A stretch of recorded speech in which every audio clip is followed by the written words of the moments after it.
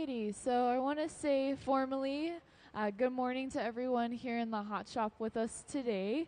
My name is Charlotte, and I'm going to be your MC for the morning.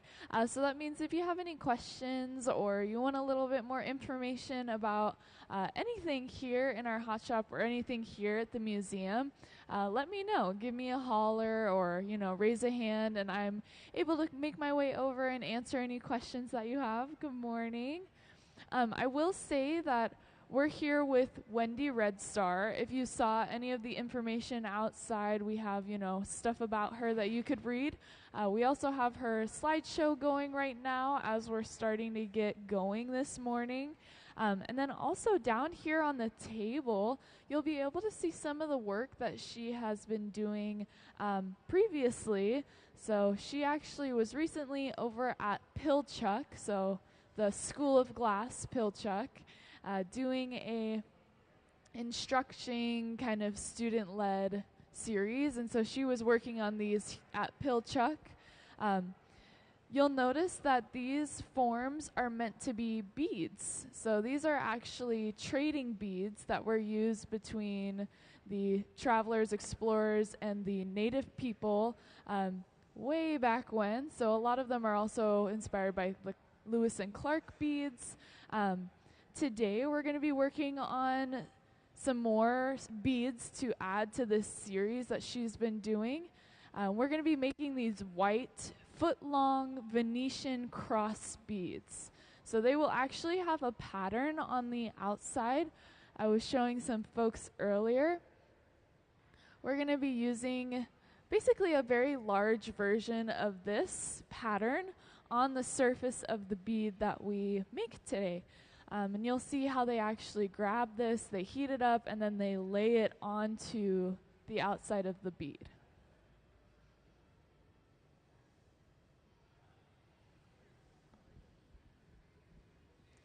The other thing that I'll point out is on this other table over here, you can actually see some of the color bar that we're going to be using during Wendy Red Star's residency. So she's here all the way through Sunday.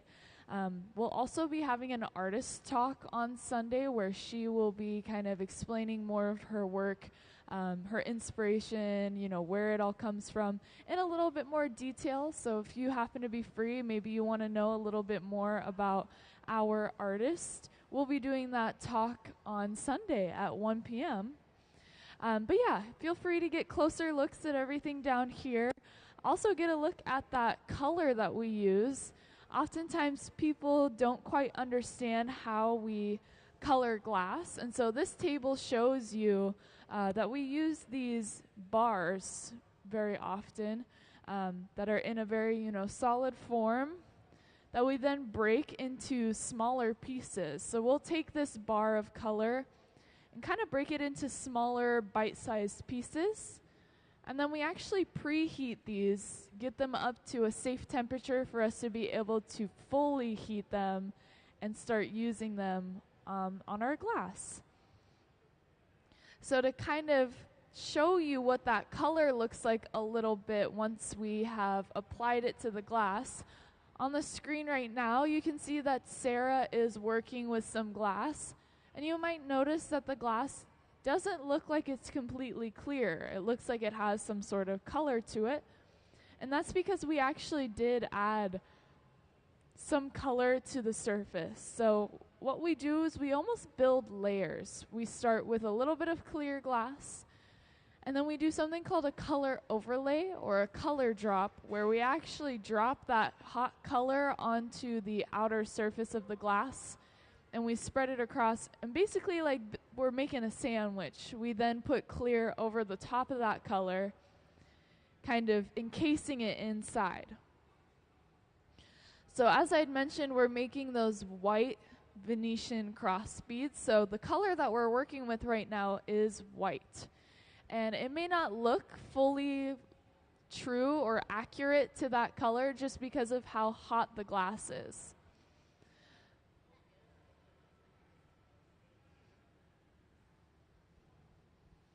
So again, I had mentioned that we'll be off to this side of the hot shop just to kind of start our project, and then eventually we will be moving to the center bench. So we kind of start off to the side and then we bring it over.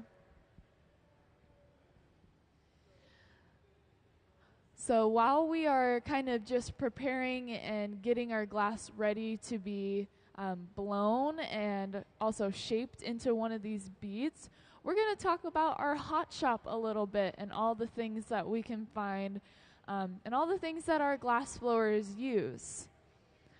So right now you can see Sarah is inside of what we call the glass furnace, and she's getting some fresh glass. The glass furnace is one of the most important things in our hot shop because it's where all of our hot molten glass is stored, and it holds about 1,000 pounds of hot molten glass. The other thing about this furnace is that it actually never turns off. So the glass furnace is on 24/7. You can imagine, since we have 1,000 pounds of hot glass inside of there, we don't want it to be turned off and cool down because then it would be really challenging to turn it back on and get it all heated up. So the glass furnace is on all the time. And it's at about 2,100 degrees Fahrenheit. The other thing in our hot shop that you'll notice is that we're going to be using these big round chambers that are kind of glowing at you, what we call the reheating chamber. It's going to allow us to be able to continuously work with the glass. So as it starts to cool down, we want to be able to heat ourselves back up, get the glass up to temperature, and also be able to melt any of, extra glass that we're going to add on. So we're all seeing this camera angle. This is off to the side, inside of the powder box is what we call it, because we are dusting some powdered color onto the surface of our glass. And the reason we do it inside of this box is because we don't want anyone inhaling that powdered glass. So again, this is another thing that you'll see us use pretty frequently, and we actually have an actual example of it down here that you can get a look at. And that's one of the other ways that we can color glass is with a powder, right? We basically take it back to its original form, pretty close to sand. Very, very fine. Yeah, very, very fine, pulverized, right? We crush it all the way down. So that we can then dust it onto the surface.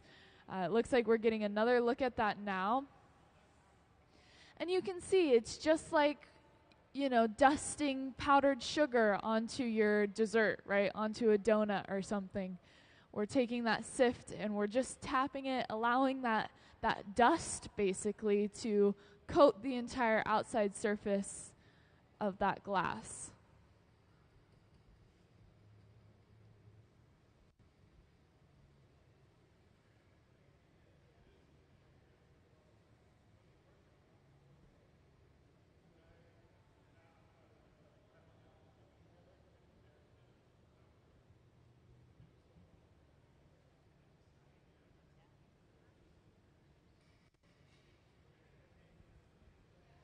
So you'll see that Sarah comes out from that powder box and goes inside of that reheating chamber.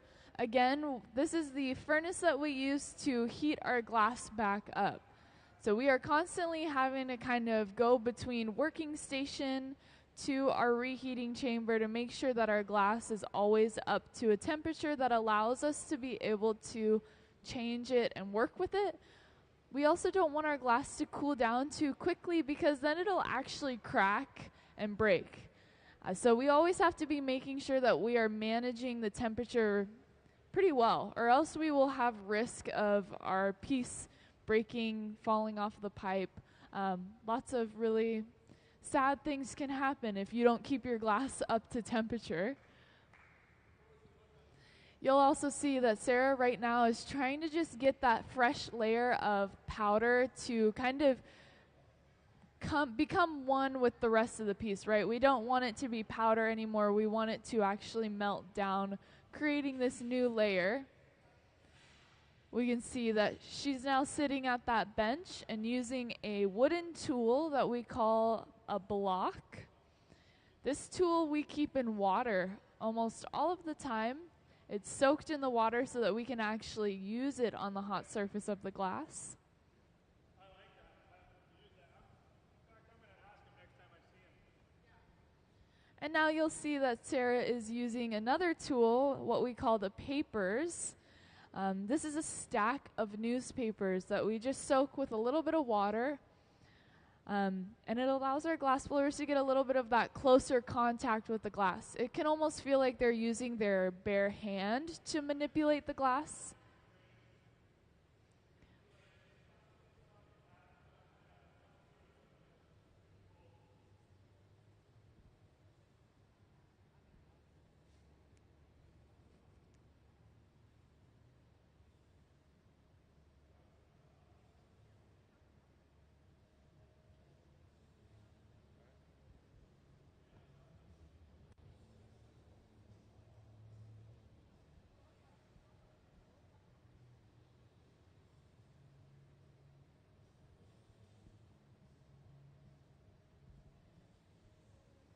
So we'll go ahead and go back to kind of giving a quick overview because I want to talk about another thing in our hot shop that's really important to us.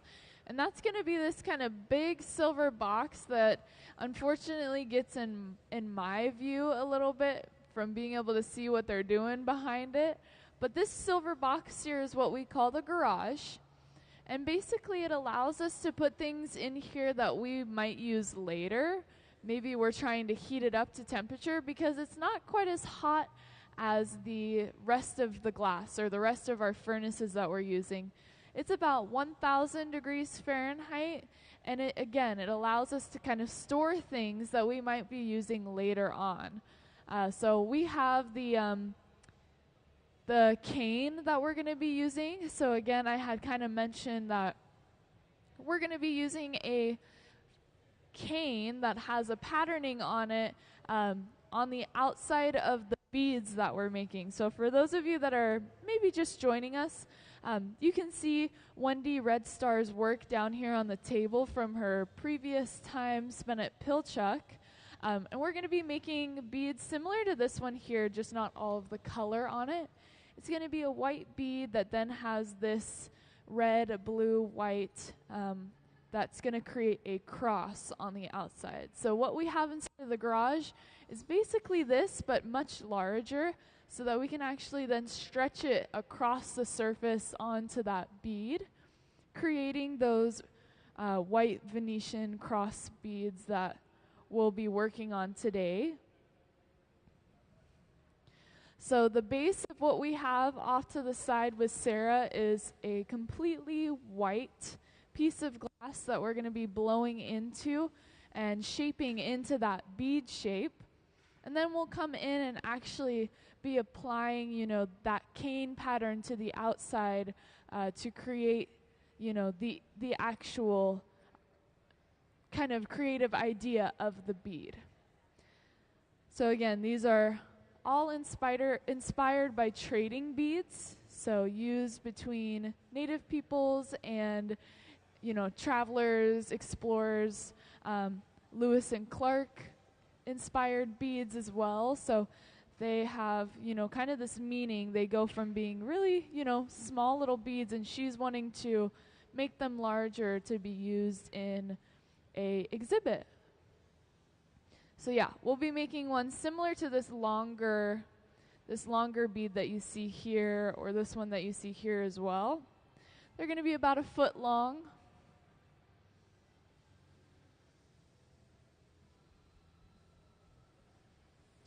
And now we can actually see on the center bench that patterning, that cane that we have that we'll be using for our glass. So Gabe has actually gone ahead and pulled it out of that garage where it was safely sitting, right? Getting up to temperature, making sure that it wasn't going to get too hot, that it would kind of start to become fluid again and take new shape. But also, it's not getting too cold, so we're not going to have risk of it cracking or breaking. And now he's going to start to heat it up nice and hot.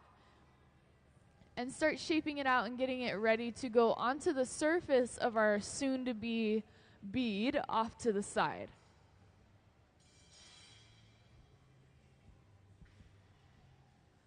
You'll notice that the coloring on this cane, this pattern that we pulled out, isn't reading as red, white, and blue. And that's just because of the heat. So that color is actually getting distorted by how hot the glass is getting. And so we won't be able to see the true color until it has fully cooled down. But if you want to get kind of a sneak peek, again, you can kind of look at the table and you'll be able to see the colors that Wendy Redstar actually brought with her and what colors she's going to be using for her projects off to this side. And then here you can come and see her previous work. So we actually have 2 tables full of stuff that you can come get a closer look at. You can see we just went into that glass furnace, got a new layer of glass, and then Sarah's going to go over and actually cool down her pipe at the pipe cooler. It's just like a little water trough that kind of spits water up onto the pipe, helping cool it down.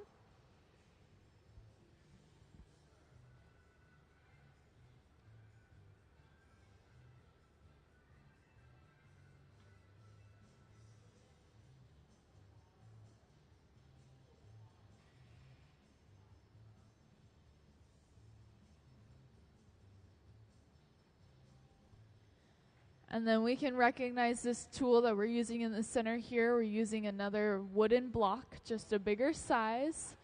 Again, kept in water so that we can use it on the hot surface of the glass. This wooden block also allows us to make sure that we're getting an even temperature of heat distributed across the entire surface of the glass, so that when we do start to blow that air into the glass, there isn't any hot spots making it so that our bubble would become lopsided in any way.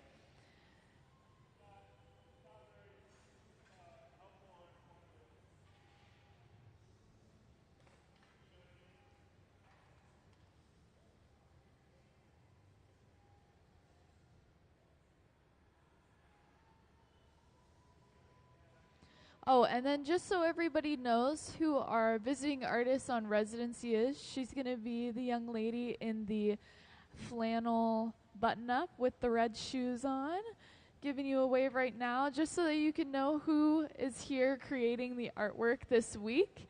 And again, Wendy, she will be here all the way through Sunday. So she's here Wednesday through Sunday, working on her own individual work with our hot shop.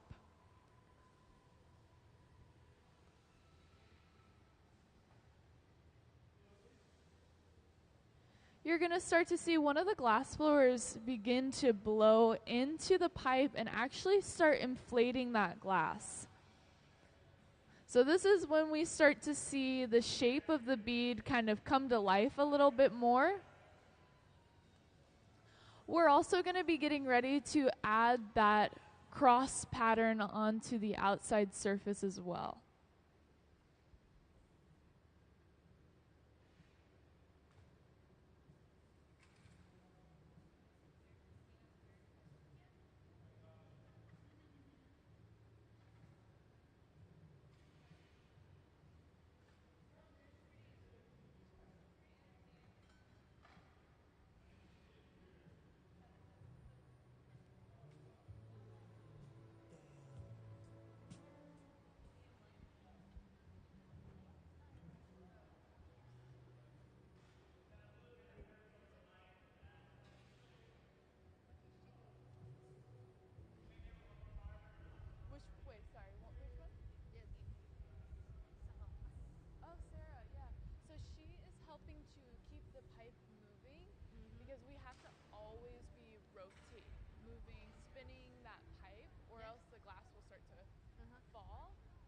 She's actually helping to keep the glass rotating and then also to be lifting back and forth. Yes, what did you want? Yes, we're making one of these beads, but it'll be a little bit different because it's going to have a different pattern on the outside. So you'll be able to see that it's not going to have this, multiple color. It's going to have just a stripe pattern. So one single stripe on it. So you'll see that we're adding that stripe onto the outside surface now. We got that glass hot enough that we'd be able to actually just kind of stretch it across the surface.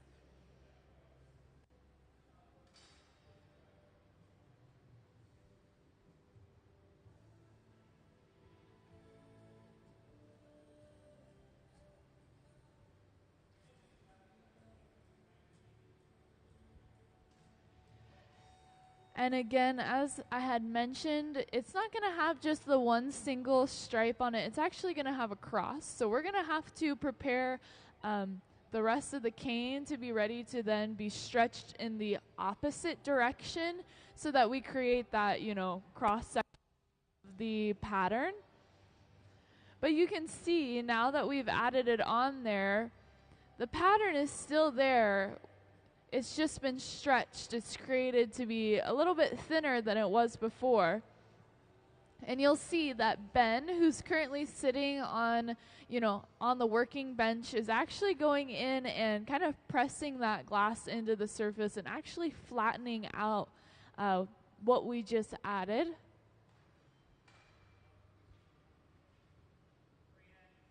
How long does it take to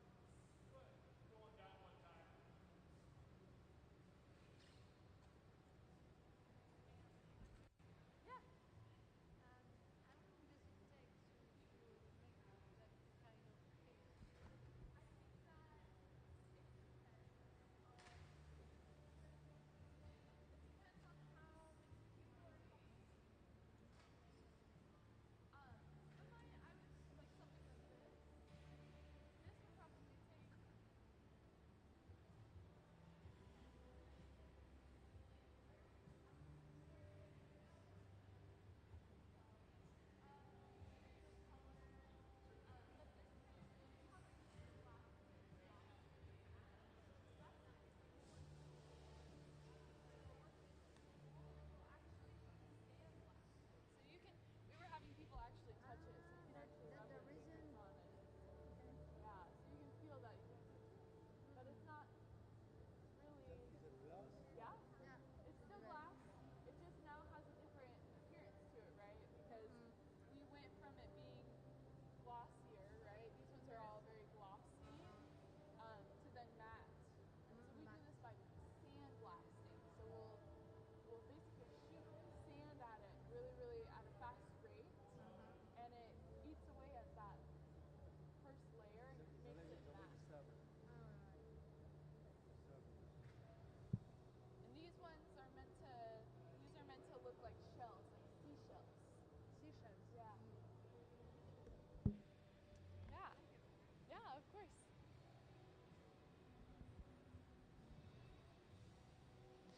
So in case you missed it the first time, we're going in a second time again to create that kind of crisscross, that cross pattern on the outside. And you can see how we just wrap that glass around and then trim it away so that we now have that isolated pattern on the surface.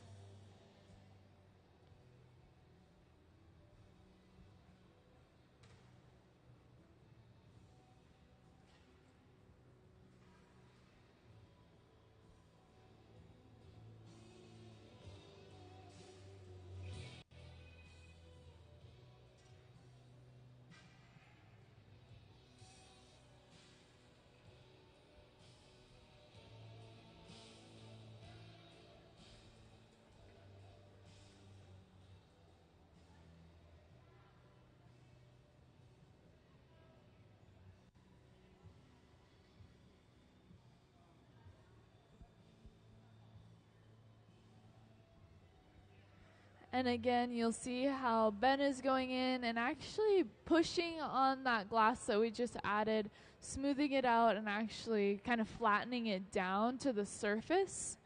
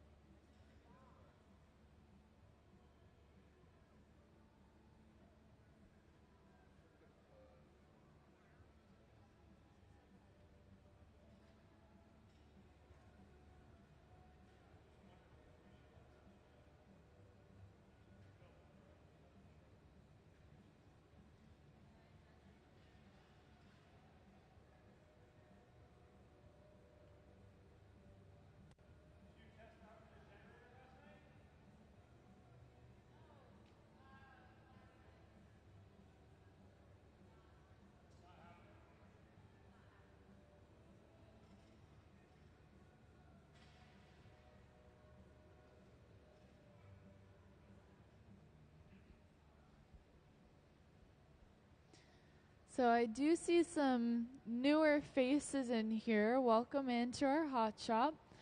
Just to give you a quick kind of idea of what we're doing today, we're here with a visiting artist on a week-long residency, Wendy Red Star, and she's working on 2 different projects while she's here.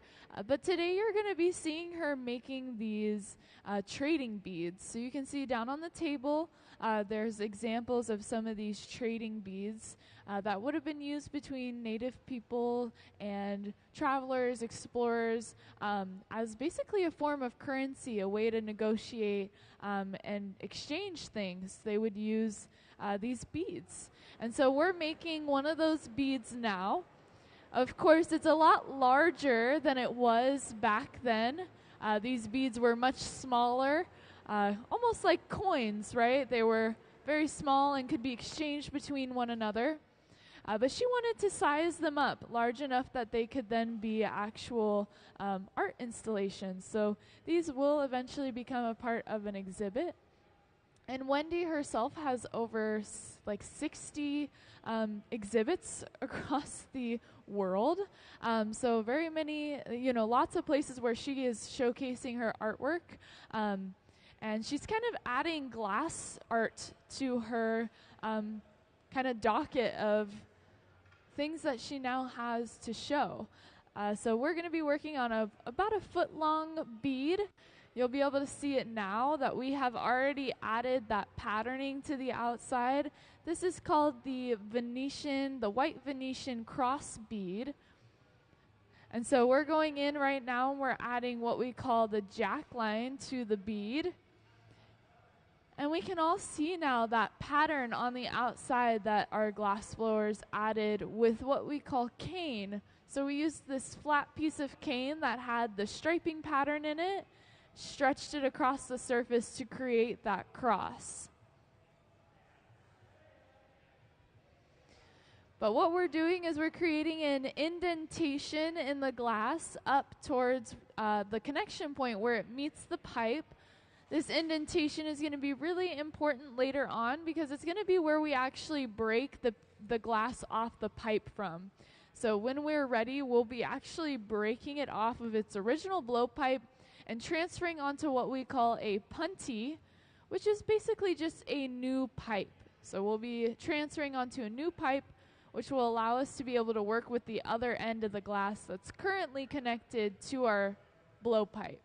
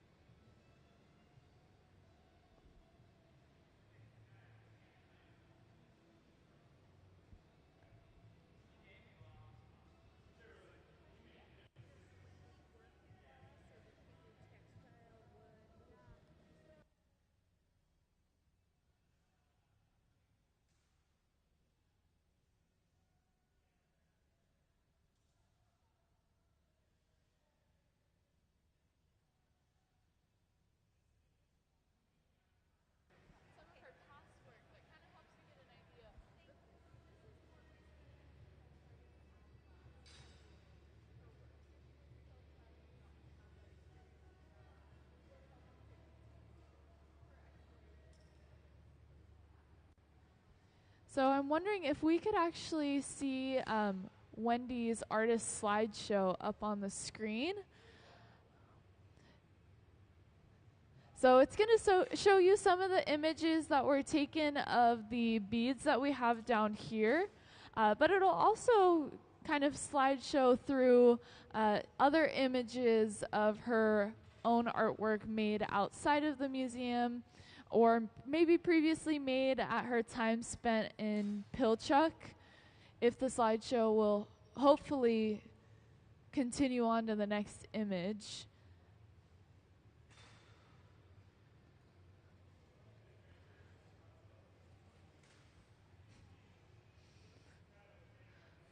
So it looks like we might be having a little bit of issue with our slideshow continuing on to the next image.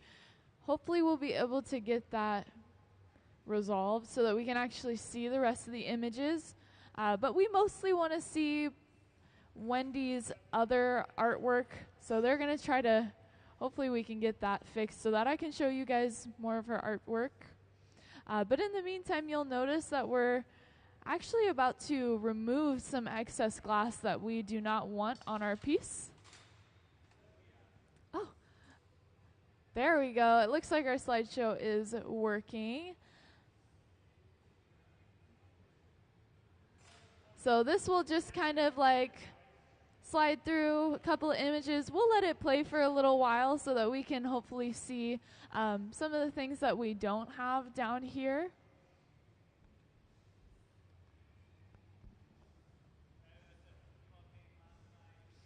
It's also going to show you some of those tiny pieces as well that are down here on the table, because she does also have other pieces that are inspired by seashells down on the table as well. Here's an image of the trading beads that we're actually mimicking and creating today.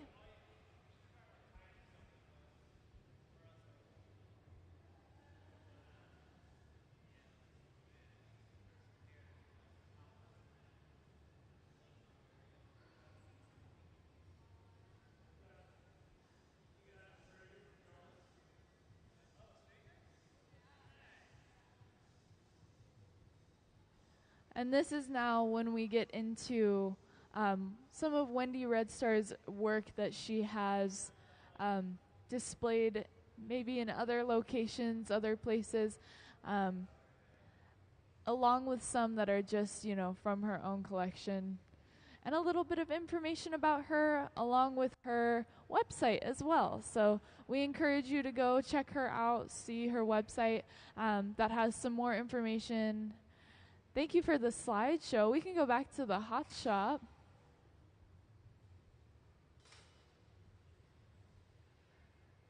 So we actually removed that kind of front half, that front spot of the bead, so that we could have access to the inside. So you'll notice that we now have the ability to access the inside of that bead that we're making.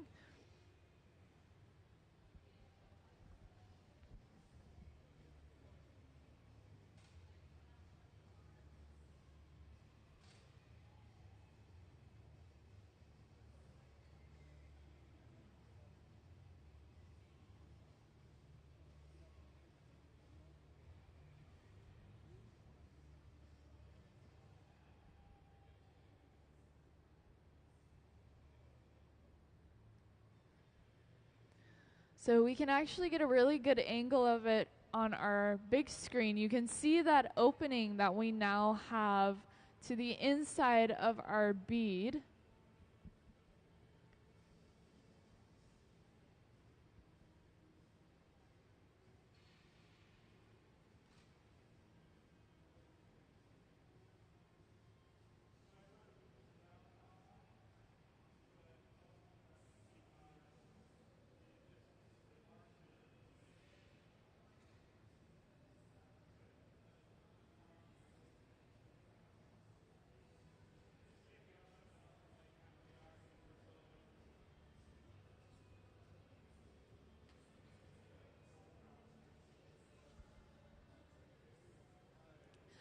So you'll notice that, as I had mentioned earlier, we're going to be getting a new pipe to actually transfer our piece onto. So right now you'll notice that Gabe is preparing that new pipe. And it's actually going to be a blowpipe, just because we now have a opening that we created so that we can create a hollow bead, right? We want it to go, an opening from one end to the other to be as accurate as we can be to those original beads. And so we're going to be getting ready to break it off of its original blowpipe that it's on right now and transfer onto a new one.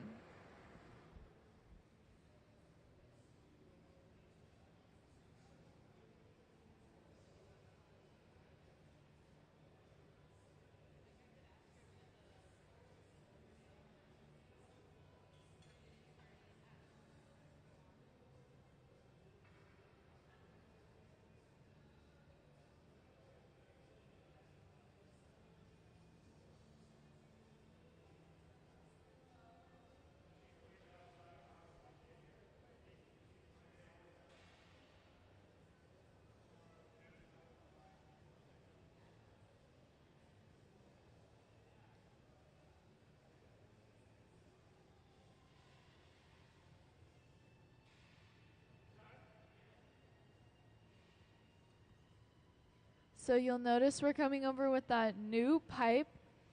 And what's special about this blowpipe is that it actually has no glass covering its exit hole. So the hole that we use to blow air into the glass has no glass covering it, because we want to make sure that we're getting that airflow to be able to go through into that bead.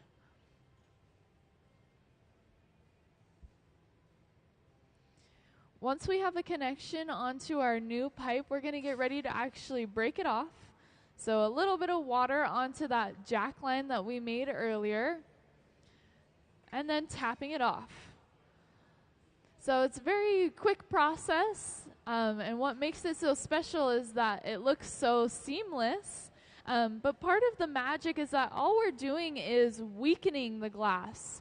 So we create that jack line because it's actually a weak spot in the glass. It kind of pinches it down, right? We're creating this one spot in the glass that's thinner than the rest. And then we're adding that water, creating these small cracks in the surface of the glass to then finally, with that, finishing move to go ahead and tap on the pipe, we send those vibrations through to the glass, and it allows it to actually break at that location. So you'll see that we've now completely flipped our piece, and we're going to be able to start working with that other side that has an opening left over from our blowpipe. And what we're going to do is just clean it up, make sure it looks nice, maybe get rid of some excess glass that we don't need. And then we'll be doing finishing touches. So we'll be seeing the final product pretty soon here.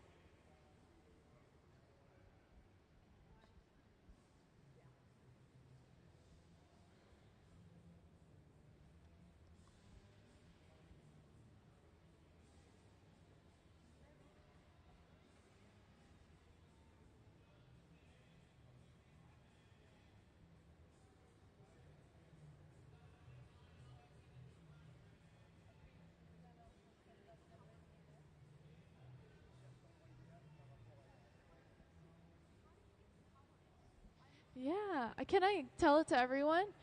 So I'm having a great question. We're looking at these beads that have previously been created, and they're very eye-catching, right? They're very colorful. So how do we get those colors? What we do is we actually add metal oxide to the glass. So by adding these certain metals, we're able to then get these colors showing up. So the best way that I can kind of get you to almost picture it is by adding cobalt.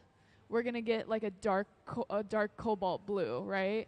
And what we do is we get it pre-made. So we don't make our color here in-house, but we get it pre-made by another company, right? And they usually, not always, they come in these solid bars. So these big bars of colored glass. They're rolled into these bars just for like convenience in storing. And then these bars will get broken into smaller pieces, little bite-sized pieces that we then use to color an entire piece.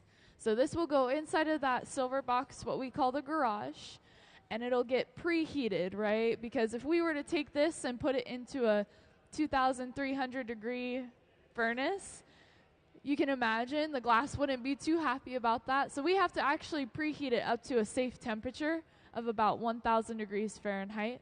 Once it's at that temperature, we can pull it out and continue heating it until it's liquid.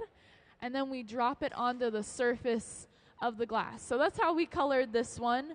We actually did it with like a white color though. So the entire bead itself is white.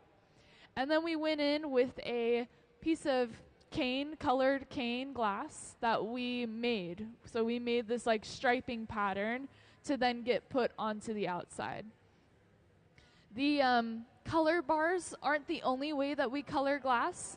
We also used a powder today. So you can see this is a very fine dust almost. And we actually sift it, kind of like tapping a sifter and let it get kind of dusted onto the surface of the glass and then melt it in. And then last but not least, we'll use sometimes a frit. This is like a chunky, a little bit more rocky, kind of almost like, I don't know, it can come in all kinds of textures. Some of them are very fine, right? Almost that like powdery dust. And then others are very chunky, right? They got big pieces of glass because it's all been just like crushed up, right? And then we roll it onto the surface. Yeah, so lots of different ways. It just depends on kind of the look that you want to get.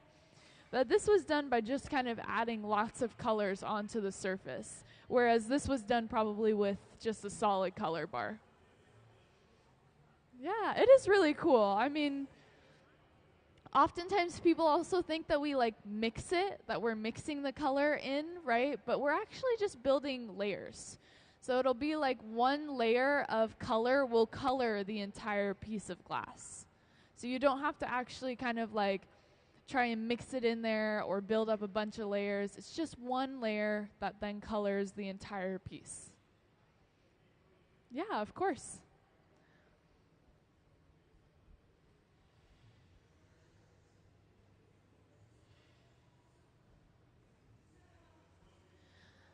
So it looks like on our bead, we actually went in and removed some of that excess glass that we didn't need.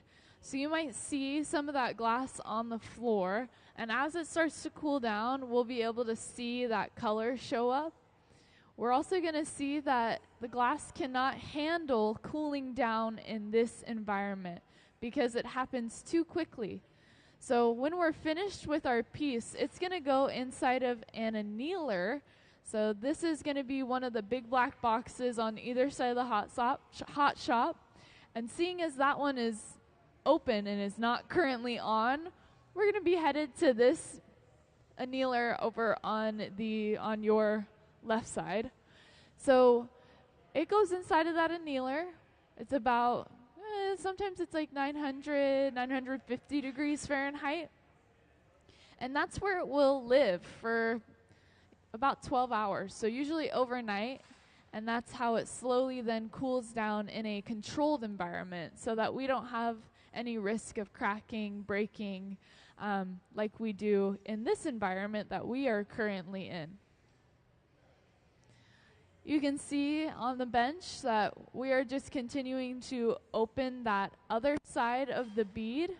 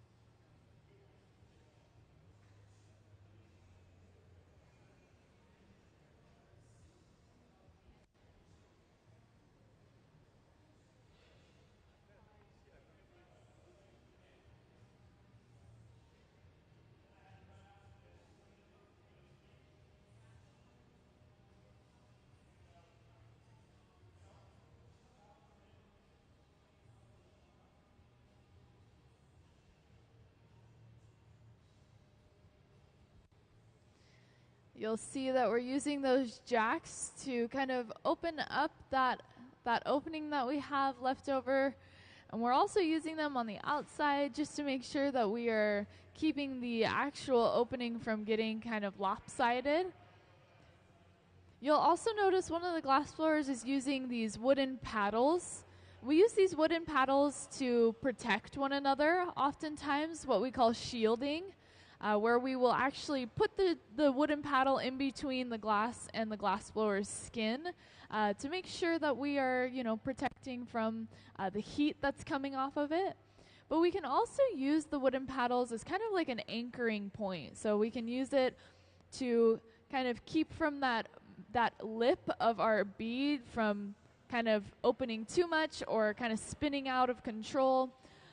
Sometimes they allow us to just have a little bit of extra security when we're working with the glass.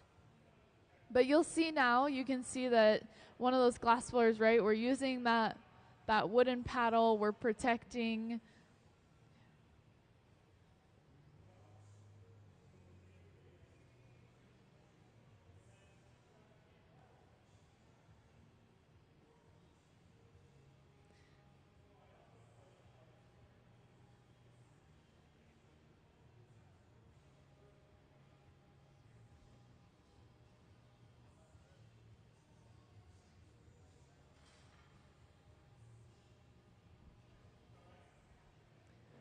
All right, so it looks like we just got a quick little artist approval to make sure that everything looks good.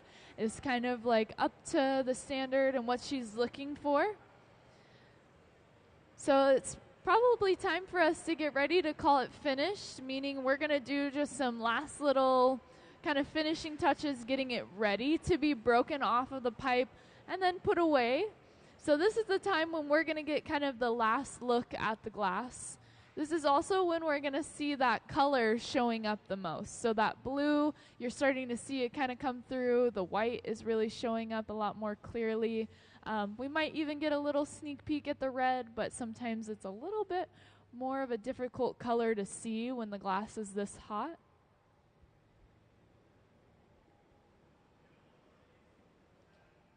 And then you're also going to notice one of the glass blowers is going to go off to the side and get into some protective clothing so that she can actually carry the bead away and put it away into the annealer. So she will be carrying it by hand to put it away.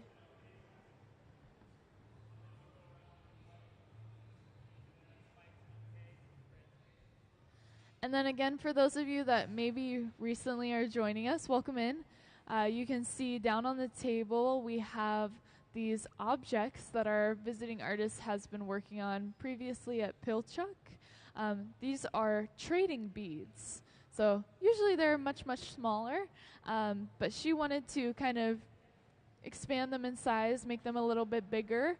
And so these are the beads that would have been used between native people and the travelers, explorers of the time as like a currency, as a way of negotiation to barter goods and whatnot. You would use these trading beads. So we're working on one that has this cross pattern on it, known as the white Venetian cross bead. We actually have like little images and whatnot of them, but I think that the bead that we made does it really good justice. It looks pretty identical to what one of these beads looked like, just on a much larger scale. You'll see we're using that hot torch, and we're starting to torch the glass that is connected to the pipe, getting it ready for us to break it off. So again, a little bit of water on that connection point, creating those small cracks, and tapping it off. Yeah, round of applause. And we can all see it goes into that annealer safe and sound. And again, it'll be there for about 12 hours to slowly cool down. So we'll see it sometime tomorrow. Let's give them one more round of applause. I'm pretty sure this is enamel white. It wasn't marked. All right. Thank you. Thank you. Have a good one. If you're going to hang out with us, please do. I think we'll be starting on another one shortly. So if you maybe came in a little bit late or you want to see the whole process again, we'll be on to the next one. If you have any questions, let me know. Otherwise, thanks for coming to the museum. Check out the exhibits if you haven't. Also, go take a look at our shop. I know that we have some really nice stuff that we make here in our very own hot shop. So go check it out.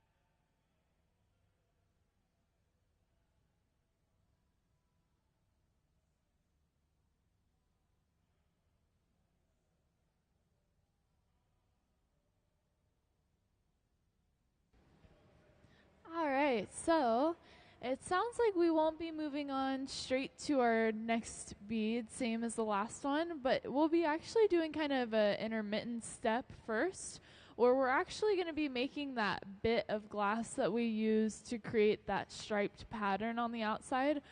So we'll get to see how that actually gets made by our glass blowers, kind of a little bit of the prep work, I guess, is what we're going to get a look into. So you can see over here we actually have some of that white color bar on the end of a pipe that we use to create that kind of striped pattern bit. So we'll be able to see that, and then shortly after we'll then be starting on the next white Venetian cross bead.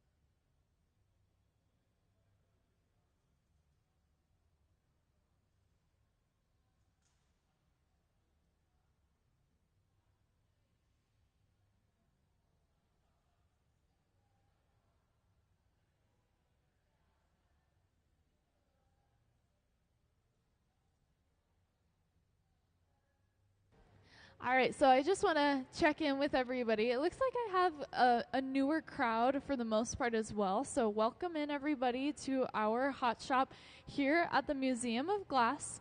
My name is Charlotte. I'm going to be your MC for the rest of this morning. So if you have any questions that come up while we are doing our live demo here in the hot shop, please let me know. I'm going to be the one to chat with you, answer questions. If you didn't see or read her little bio outside, we have a visiting artist, Wendy Redstar, who's here with us. You might notice her off to the side in the flannel kind of button-up and the red shoes. We also have this little info slide about her that you may have seen already. I'm also encouraging everyone to go check out her website when you have the chance. It has a little bit more info about her and also just some of her artwork that you can take a little peek at. She will be here all the way until Sunday, and on Sunday we'll also be having a artist talk with her. So every Sunday when we have a visiting artist, we do an artist talk during our lunch, so usually around like the 1 o'clock hour. And that's when she'll be actually sharing a little bit more detail about what she's been working on here at the museum. I will say, if you didn't see already, we have some glass pieces down here on this table for you to get a little bit of a closer look at. These are some of the previous things that she has been working on, either through Pilchuck, because she was selected through a partnership with Pilchuck School of Glass to be here at a residency and continue her work at the museum. So you can actually get a nice little closer look at some of these beads. So these are trading beads that she is working on. These were a currency used between native peoples and the travelers and explorers of the time. And so we're recreating some of these beads that would have been used as a form of currency to negotiate and trade between people. We're working on a white bead. You can actually see kind of the images up there right now. White bead that has this red, white, blue cross on it. And that's what we'll be doing. We actually just finished up the prep work, so we're now going to be getting started. Again, if you have any questions, let me know. But I'm going to give us a quick little overview of the hot shop so that everybody kind of has the same information to go off of. The first thing that we're going to chat about is going to be the glass furnace. So this kind of chamber over here that has the door that opens and closes on it. You'll also see there's a second one in our hot shop. It has a sign on it right now that says "Don't open." So that should give you an idea of what we're talking about. This is what holds the hot glass, the hot molten glass. It holds about 1,000 pounds of that hot glass, and they never turn off. They are on 24/7 because we don't ever want our glass to cool down and then have to try to reheat it. It's a huge pain to have to deal with that. You can imagine if we have so much glass in there. The glass inside of our glass furnaces is completely clear. It does not have any color to it whatsoever. And the glass furnace is about 2,100 degrees Fahrenheit. So pretty nice and hot. You'll be able to see our glass blowers going inside of that glass furnace, rotating their pipes to get that molten glass to collect on the end. And you can kind of imagine it like a honey pot. So the glass is kind of thick enough and sticky that it actually will adhere itself to that steel pipe, but it won't actually make any sort of chemical relationship, any chemical bond with the pipe. That means when we're done with the pipe and we want to clean it off, all we have to do is dunk it in water, basically shocking that glass, and it'll slowly kind of pop off and remove itself from the pipe. The other thing that we're going to be using is the kind of big round chambers that are glowing at you. Those are our reheating chambers, and they are roughly 2,300 degrees Fahrenheit, so a little bit hotter than our glass furnace, and that's just because we want to be able to actually get that glass back up to a working temperature. And I had mentioned earlier that if we allow the glass to drop in temperature, it becomes quite a pain because it can actually start to crack, it can start to break, and sometimes even explode. So we can deal with the glass actually shattering to an extent where it is spreading itself very far and wide, and that can become pretty dangerous. So we try to be very cautious and very aware of the temperature of our glass. You'll see Sarah, who currently is working with some glass on the far side of the hot shop, just went ahead, gathered out of the glass furnace, and then is going over to the pipe cooler and cooling down her pipe. So this is just like a water trough that spits up a little bit of water onto the pipe, cooling it down. If you want to see what one looks like, there's also one over here kind of off to the side as well. The other thing in our hot shops that's going to be really important to us is this big silver box. This is what we call the garage. This is about 1,000 degrees Fahrenheit, and it's kind of like a waiting room, or at least that's what I like to call it, because it's where we can put glass that we're going to need later. And it keeps it at a stable temperature where it's not going to get too hot, so it's not going to take new shape, it's not going to change, and it's not going to get too cold to the point where it cracks and explodes as something on the floor just did a moment ago. So that is the reason why oftentimes people will ask, hey, Charlotte, can I have the glass that's just on the floor there because it's really cool and I want to take it home? And I have to say, unfortunately, no, because we don't want it exploding once I give it to you. It is also hotter than it looks down there. So that glass that just kind of exploded itself on the floor wasn't properly cooled, and so it is kind of in a state of chaos where it's very angry about its environment because the outside temperature of the glass is not matching the core temperature, causing it to actually combust on itself. So unfortunately, anything that's on the floor is dangerous, and so we can't go and hand it out to you, or else I'd be doing all of you a disservice. The other thing in our hot shop that's going to be really important is the annealer, so this big black box that you see on either side of the hot shop. That's what we use to actually slowly cool the glass.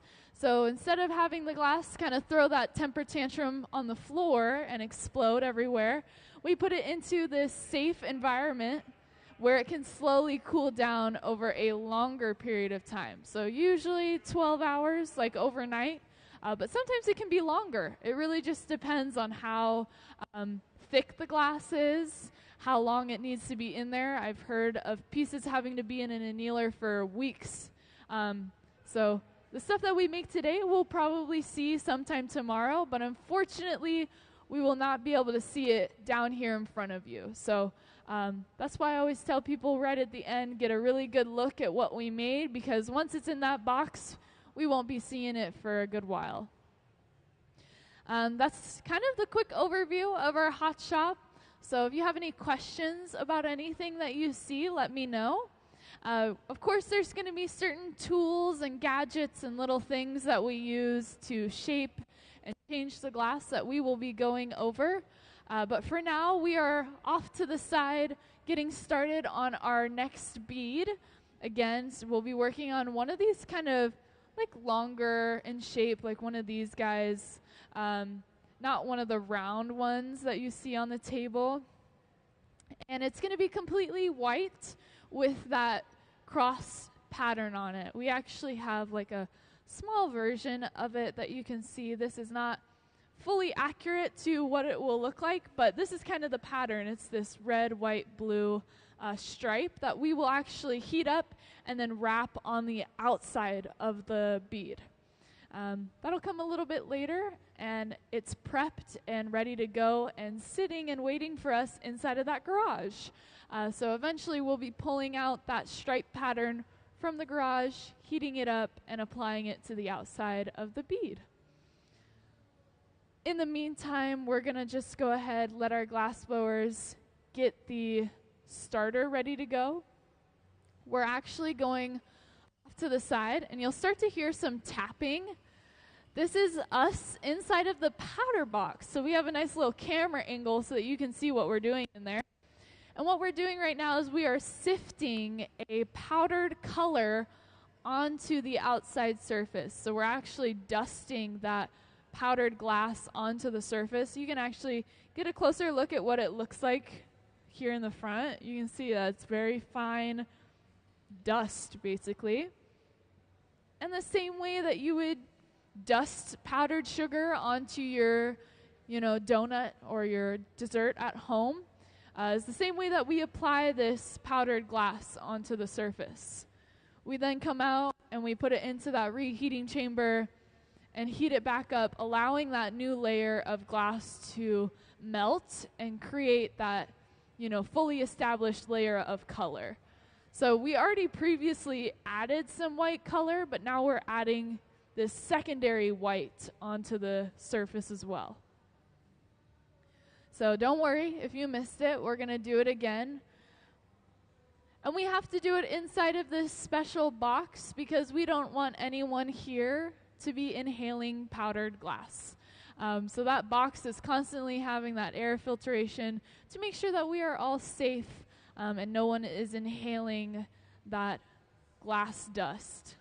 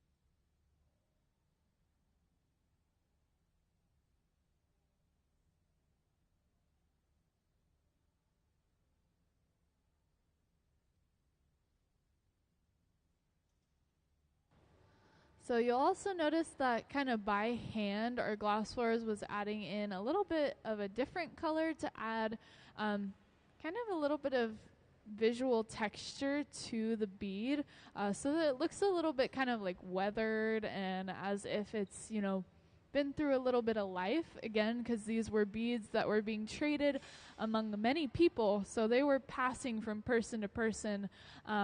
And so we want to give them kind of that look, right, that they have been around for a long time, even though they were just, made today in our current age. You're going to notice that Gabe here is preparing a punty, as we call it. So this is a pipe that we're going to be using a little later on, and he's purposefully prepping it now so that we can actually have what we call a cold core. So we want to make sure that the core glass that is on that pipe is, pretty solid, right? It's had time to actually solidify and kind of cool down a little bit. And it'll sit inside that garage until we're ready to pull it out and actually use it to transfer onto a new pipe. So eventually, we'll actually use that pipe to disconnect from the one that we are currently on. But that is a little ways down the road. For now, we're still working on kind of shaping and getting things ready for us to blow into the glass and start creating that bead shape that we're looking for. You can see Sarah's doing a little bit of blowing into it now. And then we're also going to be adding that striped pattern that we have pulled out of the garage. You'll be able to see Gabe start working with it here in a moment. I also wanted to point out that we do have one of these white, Venetian cross beads actually out of our annealer over here.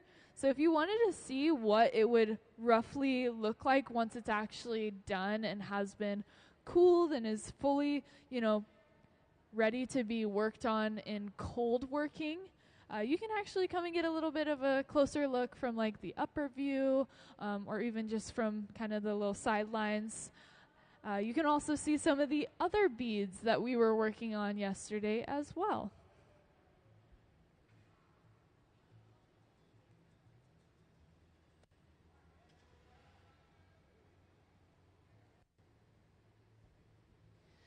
And then for you folks that are up on that side, you're going to see Gabe start to use that pipe cooler to cool down his pipe a little bit. And you're also going to get a good look at that glass bit that we're going to be using to create that stripe pattern on the outside.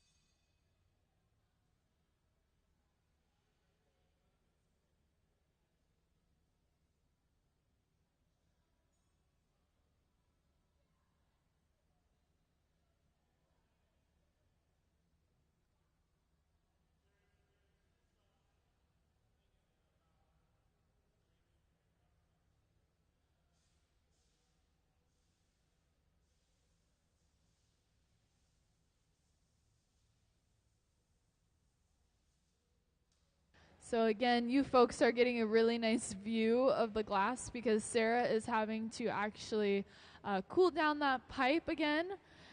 So you'll see that the water just kind of spits right up onto that pipe, allowing it to be cooled off.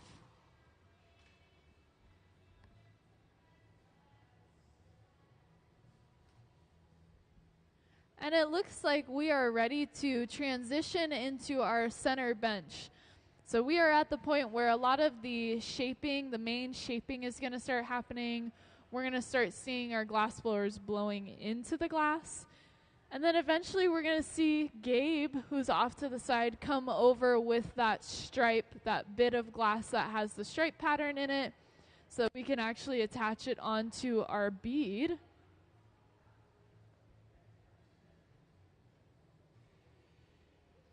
You can see we're using a wooden tool that we call the block. This allows us to actually shape the glass a little bit further, and it also gives us a ability to get an even temperature across the entire surface of the glass. We want to make sure that we are kind of keeping the same temperature across the entire mass of glass, so that when we start to blow air into it and start to form that bubble and create it, we don't have any risk of it getting lopsided, right? If there's a hot spot, the air is going to travel to that hot spot and actually stretch it first. So we want to make sure that the heat is really nice and well distributed across the surface. The wooden block is kept in water at all times so that we can use it on the hot surface of the glass. You can kind of imagine it creates this like buffer of air between the wooden tool and the glass as that water evaporates. The best way I've heard it be explained is like air hockey. So if you've ever played air hockey, the table kind of blows that air and allows the puck to travel a lot faster. It's kind of a similar thing, right? The air, the evaporation that's being created from the glass meeting that wet tool actually allows it to kind of create that buffer. You'll see now we're going in with a tool that we call the papers. This is a stack of newspapers that we use to shape the glass even further. And it allows the glass blowers to get really close contact with the glass to the point where it almost feels like he's using his bare hand to actually shape and manipulate that glass.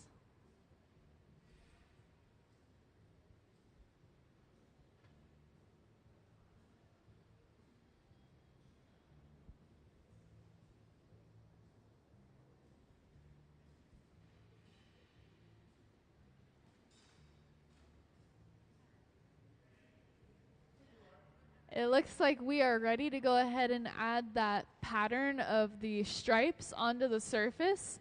So you're going to see Gabe's coming over with that bit of glass that we had prepped not too long ago, right before we started this bead. And he's going to bring it over and we are going to stretch it and apply it onto the surface of what we currently have.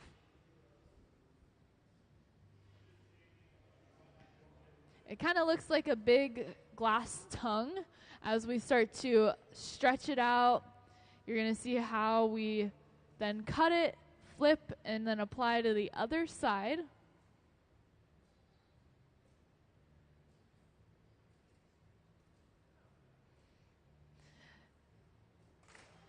You're going to see Gabe's going to go ahead and get it hot again, reshape it, get it ready, because we're going to need to do that process again, but going in the opposite direction so that we can actually create that cross design. Again, if you want to see a finished product of that bead, it's off on that cart right in front of that annealer, and you can actually see how that cross pattern is supposed to look in the end.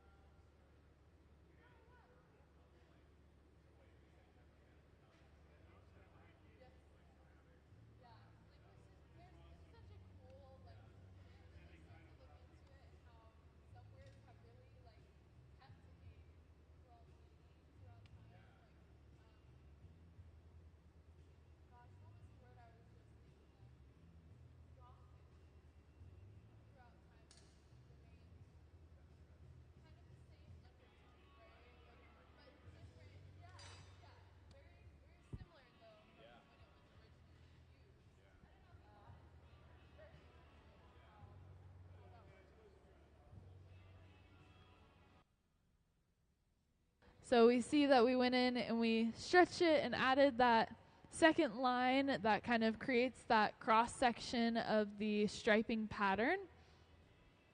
And then we just went ahead and put that bit that we were using to create that striping pattern on the outside away into the garage because we have a lot left over, and so we're going to be using it later on for other beads that we'll be making. And so it just went right into that garage where it'll hang out for a little bit of time until we decide that we need it again for another bead.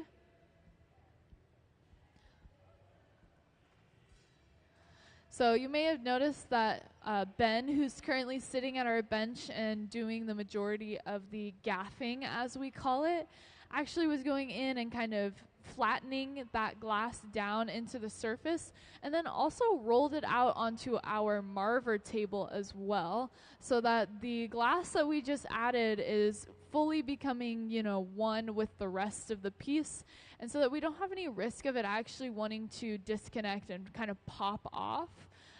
If it's not properly connected and then given proper heat, it could actually disconnect itself. So we got to make sure that that pattern doesn't go anywhere by rolling it on the table, heating it up properly, and kind of encouraging it to become part of the surface.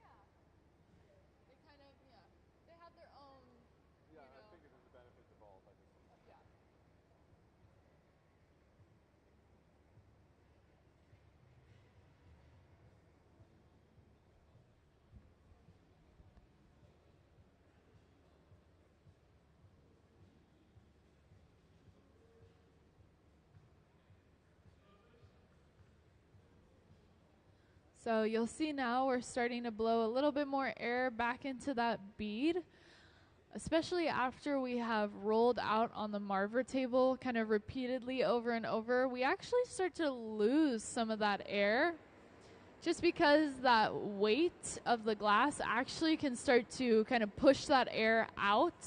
And so we had to kind of reinflate it, get it back to, this kind of almost balloon shape right now.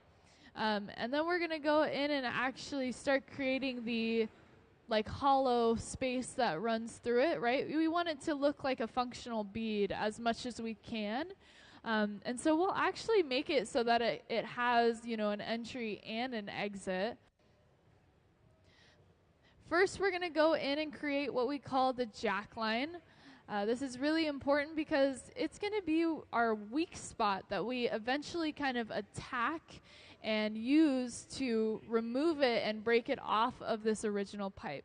So you'll see how he's using these tools, what we call the jacks. They're kind of like these big metal tongs, and they allow him to apply some pressure and create this indentation in the glass, kind of like a neckline that we will be using later on to disconnect from this pipe.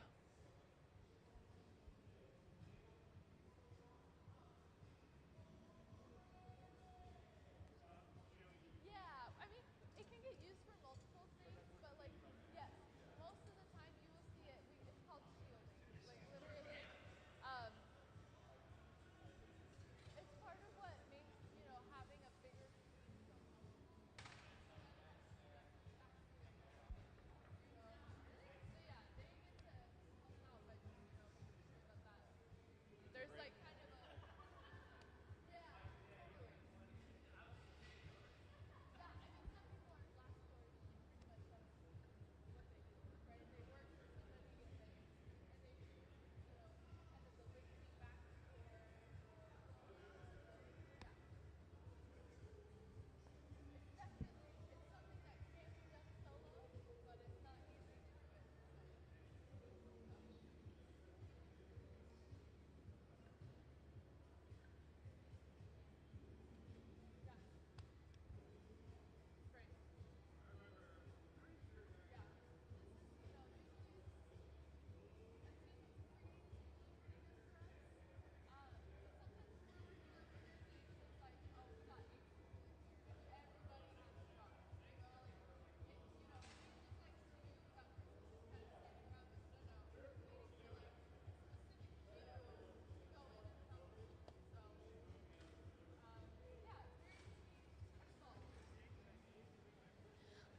You'll notice that Ben is now going in and starting to actually pull at the kind of tip, actually starting to remove some of the glass.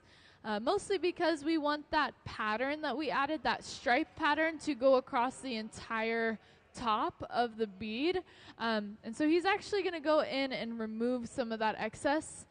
And then we're also going in with those jacks again because we want to create a opening, right? We want to be able to open up this bead from this other side. And so what we'll be doing is actually breaking off some of the glass. We won't necessarily be cutting it this next time because that action of breaking it off, of tapping it off, is actually going to leave a very small opening, a very small hole that we can then like enter through to open up our bead.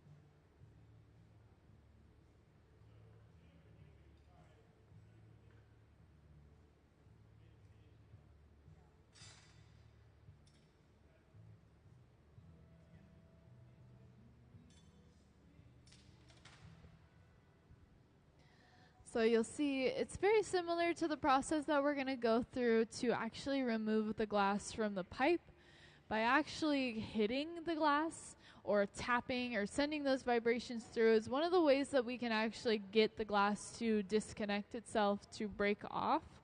And so what we did was we just removed that excess that we aren't going to need, and now we have a very small access point to the inside of our bead.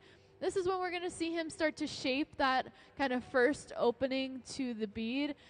Going to use those jacks again, going to start to stretch it open, shape it, and then we're going to get ready to eventually be switching onto that new pipe shortly after.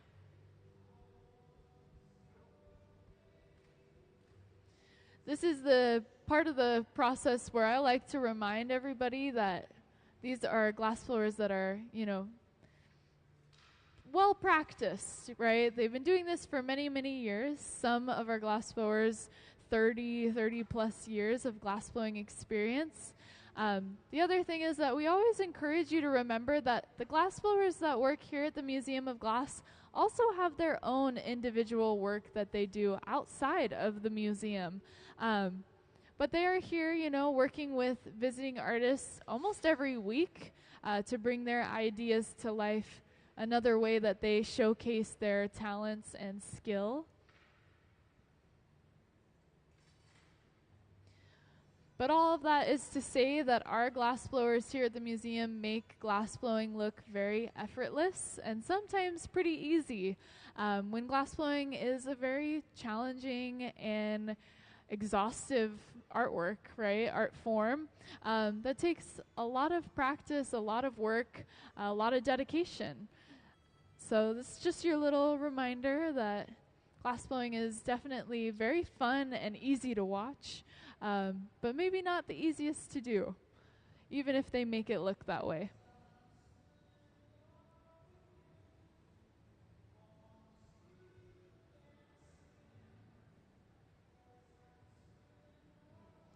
So we can all see now that opening to the inside of our bead has been created.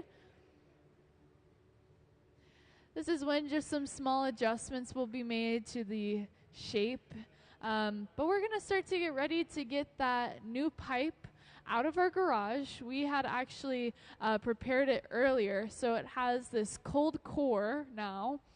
What you're going to see Gabe do is kind of heat it up a little bit, and then he's going to go in and get a fresh layer of glass on top of what we already have on the pipe, so that we have basically something that can stick to it, but it still has that cold glass in the center, giving it that stability, that support that we're going to need for what we've created.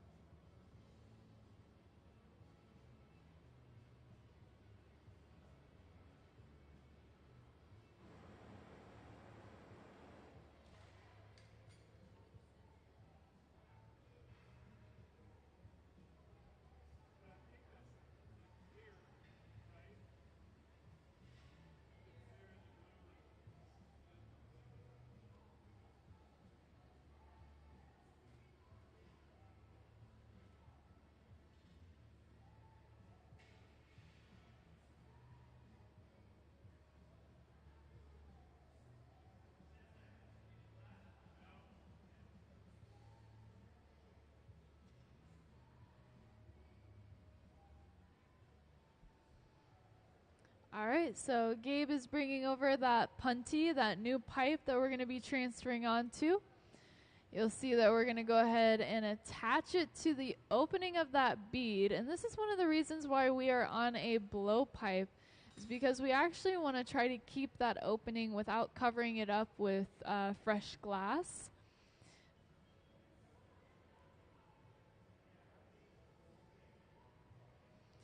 This next part happens pretty quick, so I always tell people keep your eyes on it. We're going to grab a little bit of water in our tweezers and apply it to that jack line that we made earlier. This is going to create some small spider webbing cracks in the surface of the glass. And then he's going to tap on that pipe and disconnect it. And just like that, we're off of one pipe and onto another. And we're going to be able to start working with the other side of the glass.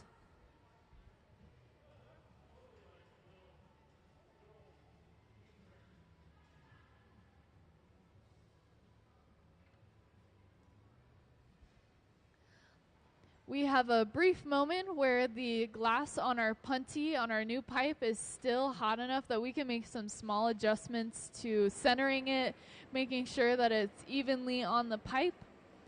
And then we're going to start getting ready to work with the other side of the bead, getting that opening nice and well done, making sure that it's cleaned up.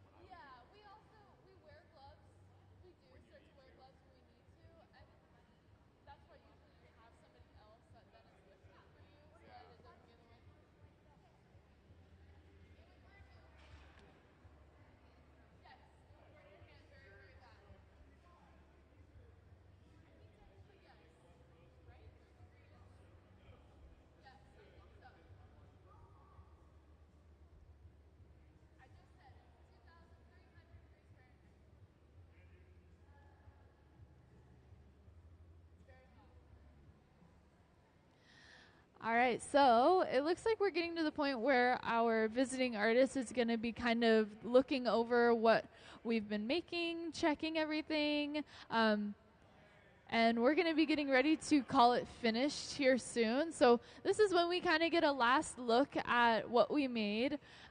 We get to kind of observe as those colors also start to show up a little bit more.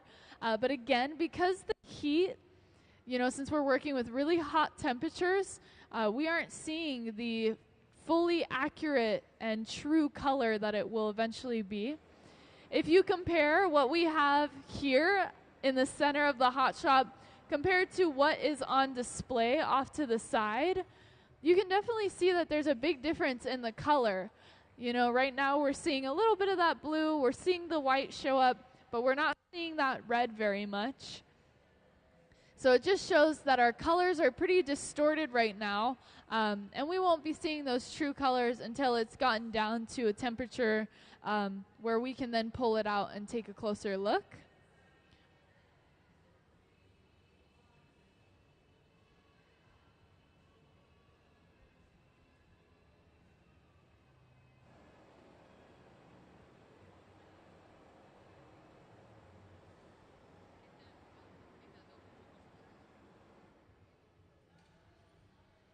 You'll see that we're using the blowtorch now just to heat up the glass that we're going to be actually kind of weakening and breaking it off from. So we want to make sure that that glass is hot enough that the water will have a reaction to it and actually cause it to crack. We also want to see slight movement in that connection point because that tells us that it's ready to be removed.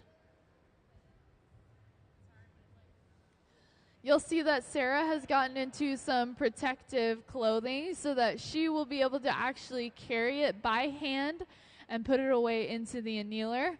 So big black box on this side of the hot shop is where we're going to be putting it away today.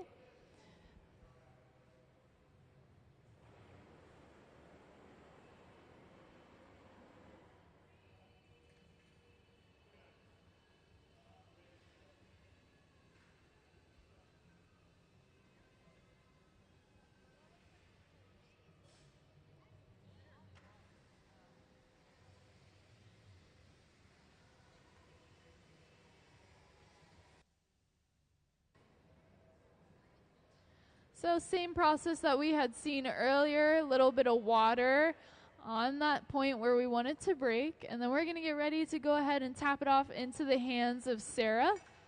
And she's going to go ahead and carry it away, put it into our annealer safe and sound.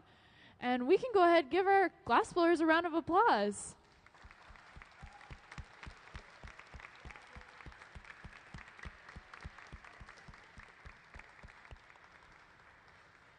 All right, so that was our second bead that we're making with our visiting artist, Wendy Red Star. Can we actually give our visiting artist a round of applause as well?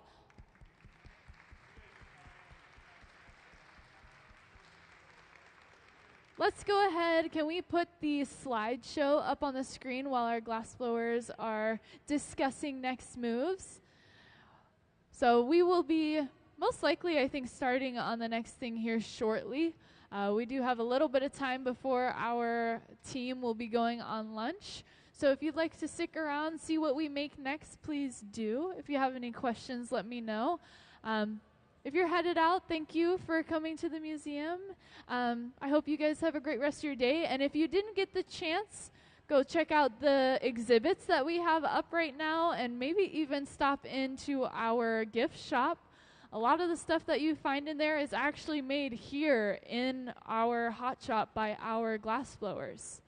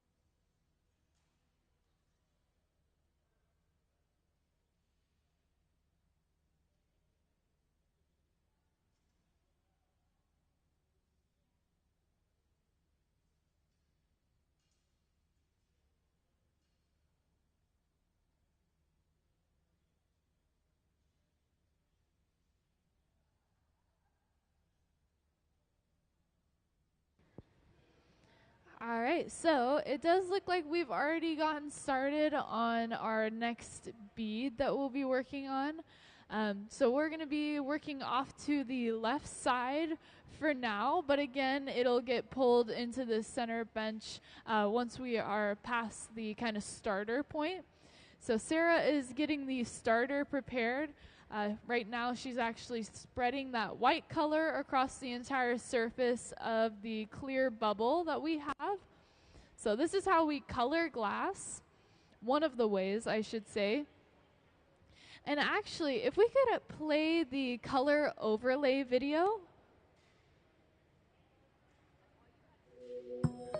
The color in glass comes from adding various materials to the mixture of raw ingredients called batch.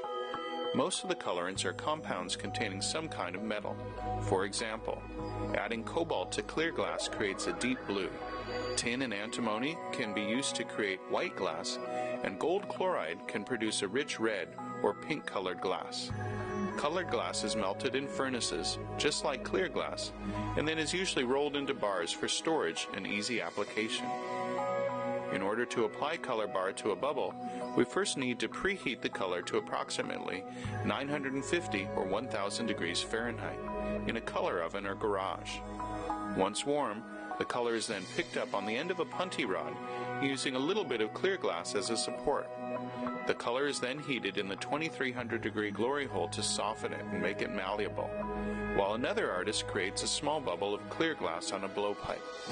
Once warm, the color is dropped over the clear bubble, and then using a variety of hand tools or the steel marver, the color is rolled back over the clear in an even layer. This process is called dropping color, or creating a color overlay. Depending on the project, that bubble is then usually gathered over with clear glass and blown into the final form.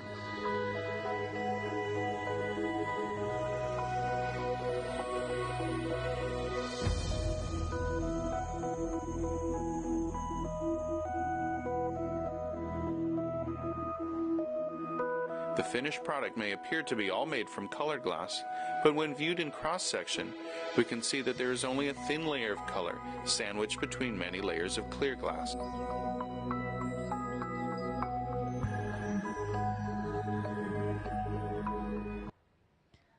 Perfect. So that's exactly how we are coloring our beads today. Is we are basically heating up this white color, getting it hot enough that we can then drip it onto the surface of our clear bubble, and then spreading it across that surface to make sure that the entire thing has been covered in that color. When Sarah comes out, you'll be able to see that that white has now spread across the entire surface of that glass and has now colored the entire piece. I started glass blowing when I was 13. So I would say that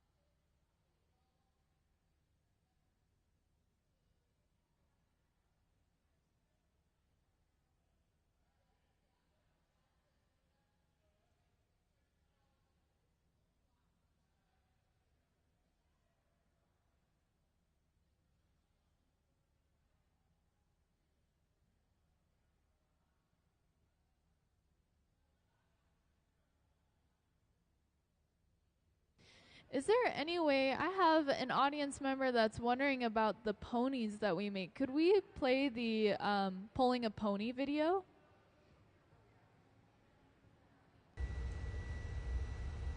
So this is a quick little video that's going to show you how we make those little ponies that you see up on top of our garage. And this is going to show you just how fast we do it. So again, just a little bit of glass on the end of a pipe that has some leftover extra color that we didn't need or we couldn't use. And just like that, you're going to start to see this little pony come to life.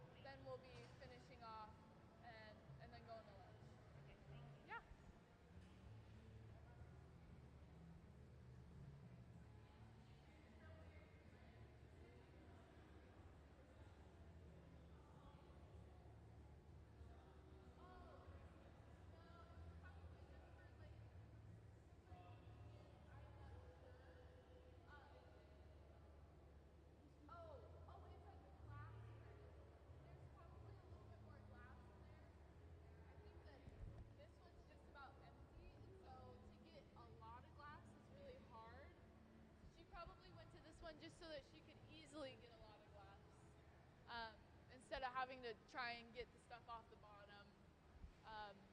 That's my guess.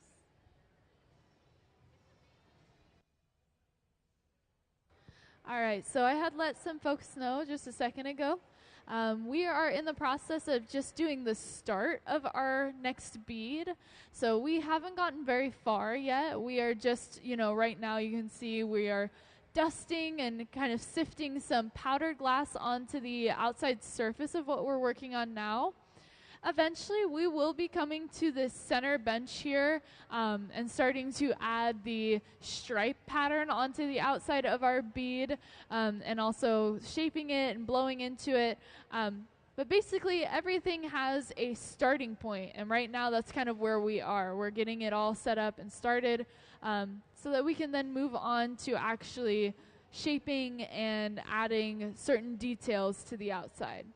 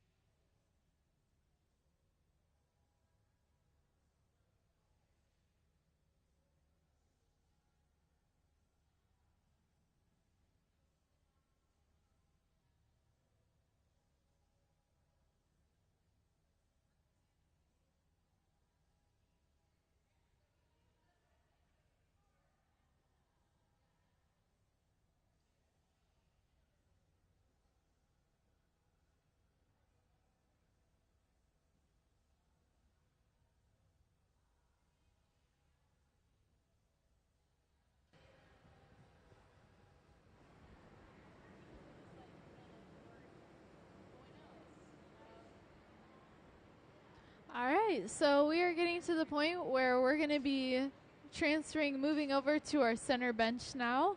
We're going to start to see some shaping happening, and we're also going to see us starting to inflate the glass a little bit more. You'll also notice now off to the side that Gabe is starting to heat up the bit of glass that we're using to add the stripe pattern to the outside. We're working on these white Venetian cross beads. So they actually have this kind of stripe pattern on the outside using pieces of glass put together. And it'll end up kind of having this sort of pattern to it where it's the red, white, and then the blue in the center. A little bit different than this one here, but still very similar. If you want to see kind of a finished product, you can actually see one off to the side on this cart here.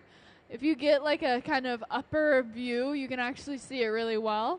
And that'll give you the exact like image of what we'll be working on now and what we'll be accomplishing.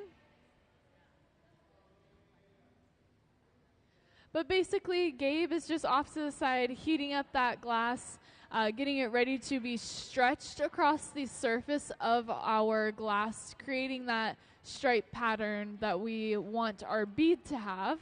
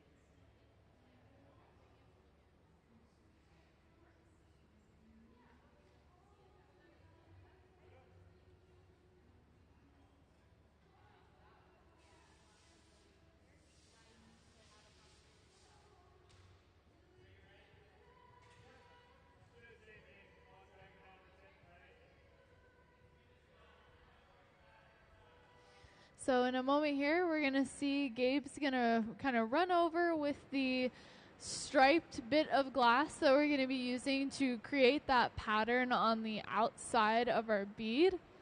And we're going to actually kind of attach it and then stretch it and drag it across, kind of adding and drawing that stripe pattern onto the outside surface. You'll see it coming over now.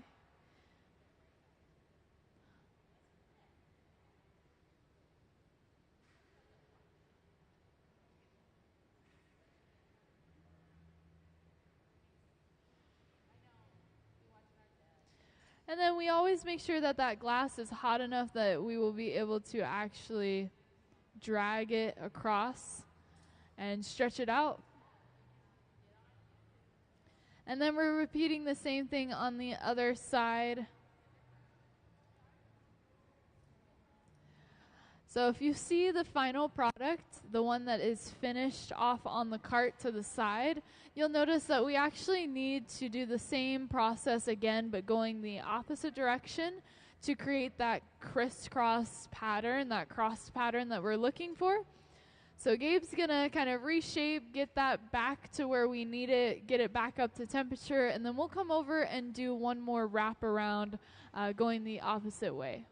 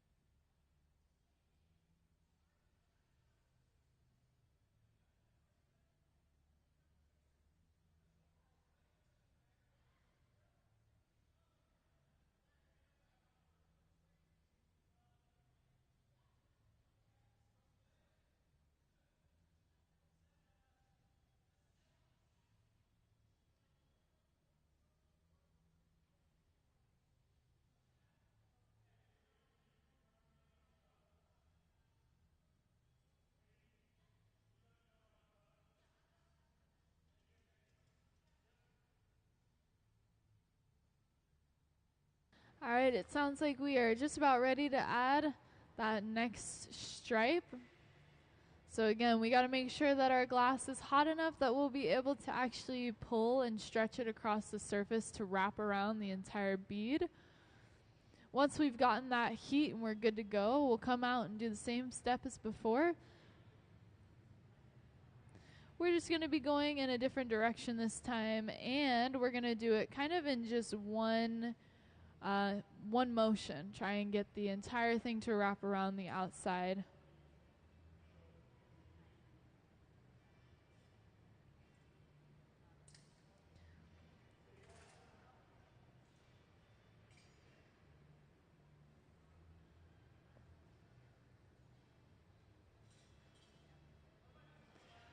So you might also notice that the lines are not perfectly straight, right? And we're doing this on purpose. We're trying to get that that look of these beads that were, used. We actually have images of them. I know in our artist slideshow. Could we go ahead and see the artist slideshow? Kind of let it play through. There it is. So these are the beads that we're referencing, that our visiting artist is referencing for her collection of work. There's the colors that we're using along with it. But if you notice from that image, each bead is very unique, has its own little characteristics, its own flaws. And so we're trying to make sure that we also kind of mimic that as close as we can, although some of those small little elements on those beads also were just weathering, right, from time and time of passing them from person to person. And so we've also gone in and done a small dusting by hand of a different powdered glass on the surface, so you might see that as well. That the color is not meant to be one solid white, but instead kind of have this dimension to it. Kind of look a little bit aged, a little bit weathered. And then also to show that these were, beads that were made kind of over and over repetitively, to the point where not every single one looked exactly the same, right? They were not identical, but they still carried the same pattern on them, right? They all had this cross pattern. The image should probably circle back around at some point, and then we might get one last little look at it. But we also have some images of Wendy Red Star's work as well, and then some of the stuff that's here on the table that you can come and get a closer look at as well. So yeah, there's that picture, there's the colors, and then of course our mimic of it is much larger. So we are, taking this very small trade bead, and we are increasing it in size so that she can then use them for her own exhibit of sorts. We can go back to the hot shop camera, thank you.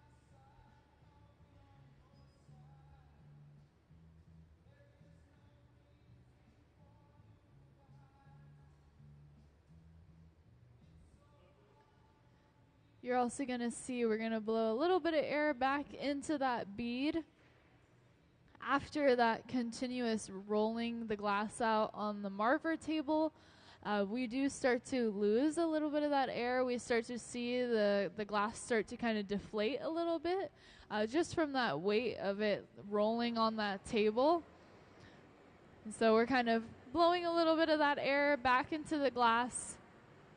And then we're going to get ready to actually open up the front end. So they're, meant to be mimicking these beads. And so to get as close to that as possible, we actually want them to be, hollow all the way through, as if you could run like a string through them. And so we are going to actually be opening up the front end by removing some of the glass.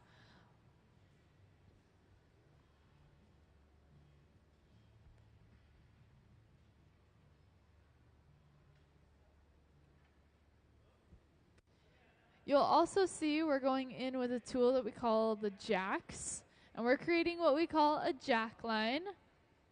This is important because it's basically creating a weak spot that we're going to be using a little later on to be able to disconnect and break the glass off of its pipe.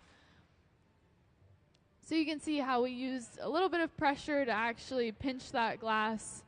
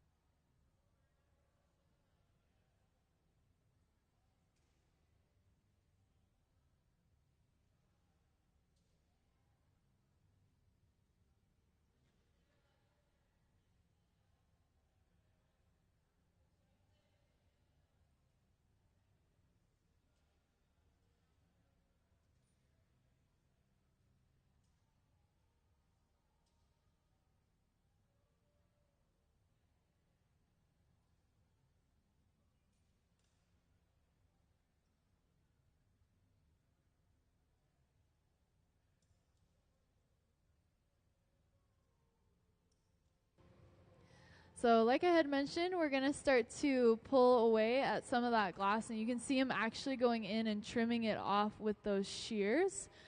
This is so that that pattern actually goes all the way through. And then we're also getting ready to completely remove a big chunk so that we can have access to the inside of our bead. Again, we want to be able to almost pretend like they are the original, and they could have a string that goes entirely through the whole length of that bead. So same thing with the jacks, getting ready to go ahead and remove that excess glass.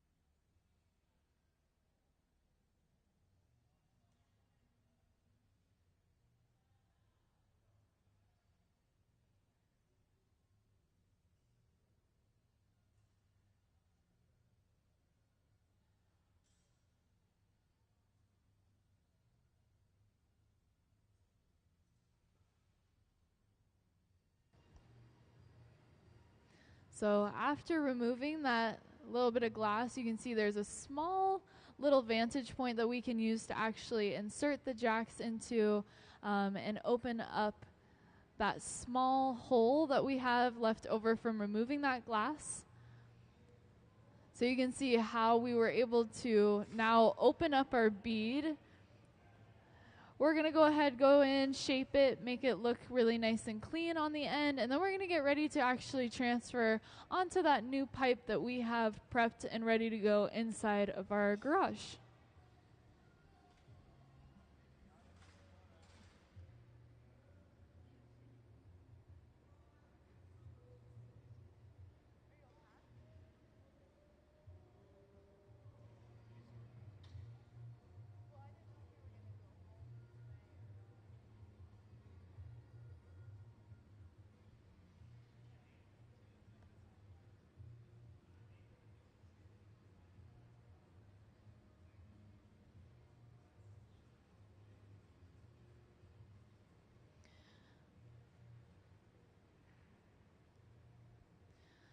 So we can see that Ben is using a few different tools to try and shape it out and get that opening how we would like it. He was using these papers, what we call papers. This is a stack of newspapers that we keep soaked with a little bit of water. It allows the glass blowers to get closer contact with the glass, kind of manipulate it in a way that feels like his bare hand is shaping it. And then again, using those jacks that we had talked about earlier to actually go from the inside and the outside of the bead to shape that opening that we've created. You'll also notice one of the other glass blowers is using the wooden paddles as kind of an anchoring point to keep that opening from kind of starting to get out of control in any way. If we start to overheat it, sometimes it will open quicker than we need it to. We also use those paddles to shield one another. So you'll see that he is using it as kind of like a boundary between the glass and the arm of the glass blower.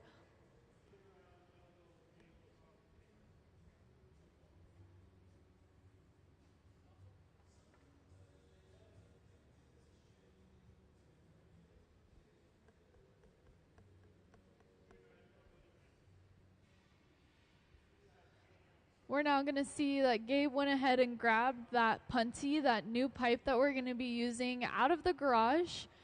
This pipe is a blow pipe because we do have that open end now, so we don't want to cover it all up. We did all that work. We don't want to cover it all up with a bunch of glass, so we're going to make a specific type of punty that actually still has an opening and doesn't have any glass covering that blowhole that actually would inflate the glass. He's going to go ahead and prep it with a fresh layer of glass on the end. But in the center there, we have some glass that we've allowed to cool for quite some time, creating what we call a cold core punty. You'll see that he blows a bubble into that glass, but then purposefully allows it to pop so that, again, we don't have any glass covering that hole in our blowpipe.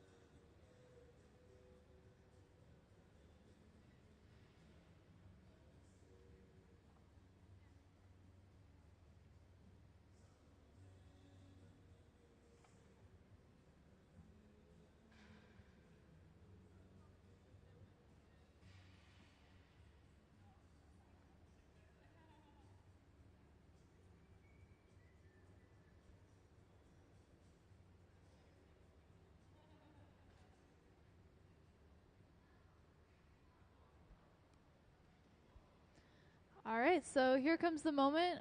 Gabe's coming over with that punty. We're going to go ahead and attach it to that open end that we just finished. And you'll notice that it kind of connects in a way that makes sure that we keep that opening. Once the two have been connected, this next part of the process happens pretty quick.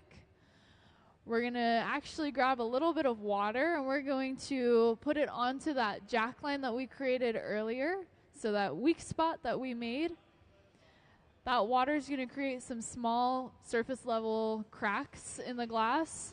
And then we're going to go ahead and tap on the pipe. And by tapping on the pipe, we will actually send vibrations through, causing it to break at that hopeful location.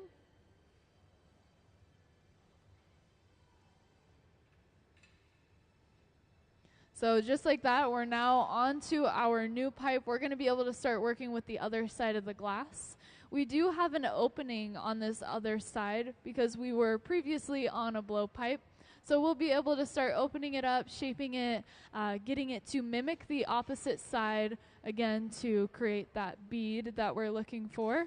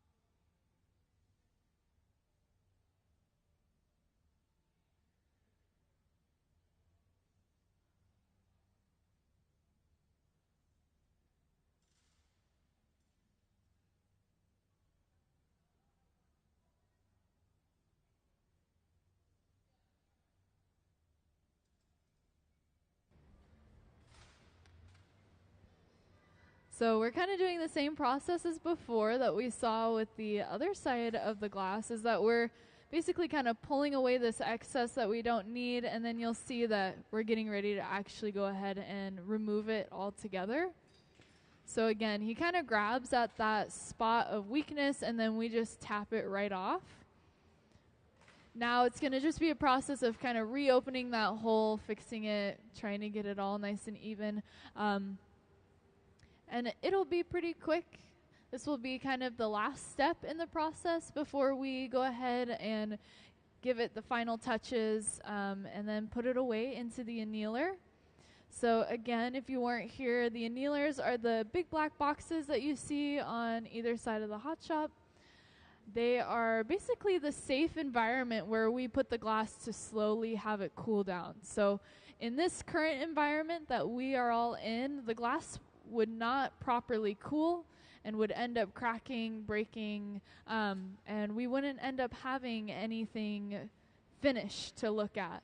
So we actually have to put it into a safe environment where it slowly cools down, usually overnight, about a 12-hour period of time. But that time can become longer. It just depends on the thickness of the glass. Sometimes it can be days, sometimes weeks. So it really just depends.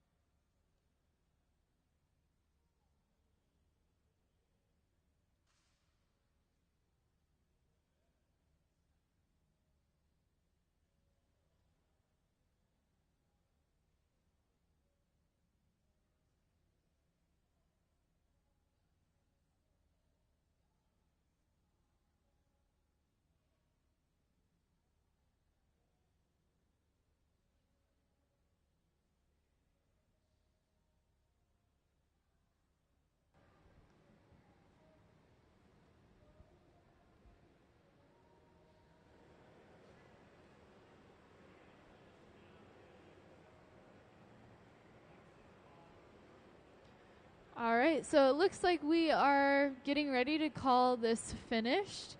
You can notice that one of the glass blowers is going to start getting into some protective clothing so that she'll be able to actually carry the finished bead to the annealer by hand. Meanwhile, we're going to be just getting it prepared to be broken off of the pipe. So you'll see we're starting to use that blowtorch a little bit. The blowtorch just gives us specific heat to areas where we need it. It also is about the same temperature as our reheating chamber, so it really does allow us just to get some quick heat in the areas where maybe we aren't getting it when we go into the reheating chamber.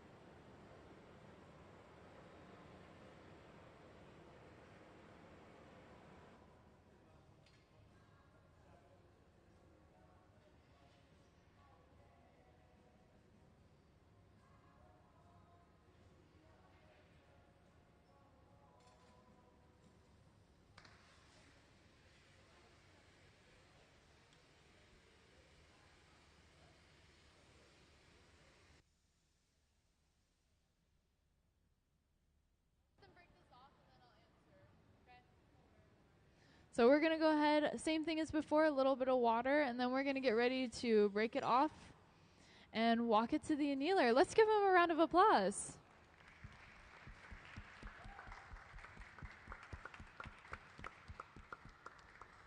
All right, so that will be the last thing that we are doing, and we will be headed on to our lunch.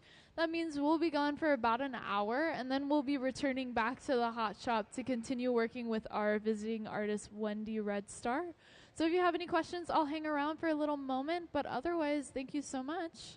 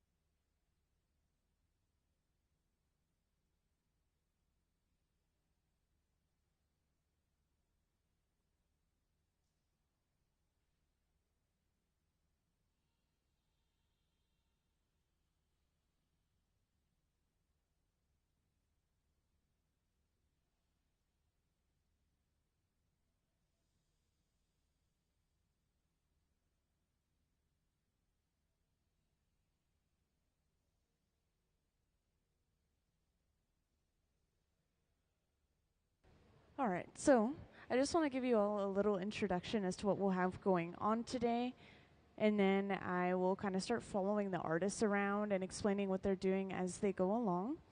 Eventually, we will have some closed captioning up on the screen, because I know it can get a little bit echoey in here, and the tools and equipment is pretty loud.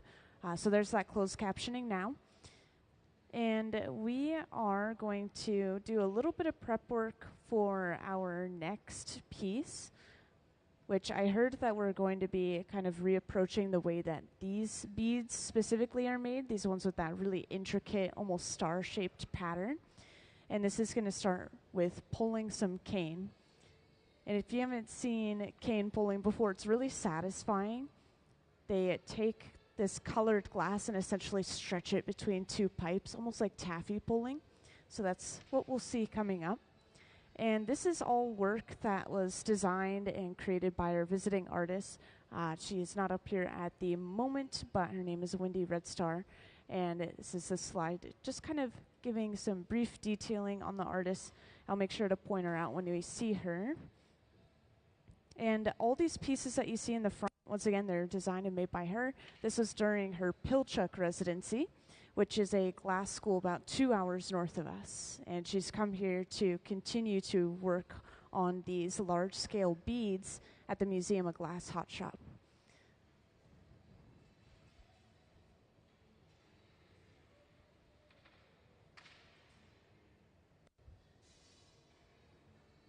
Oh, and these were the pieces that were made yesterday, by the way. They've already got them out. They cooled down enough.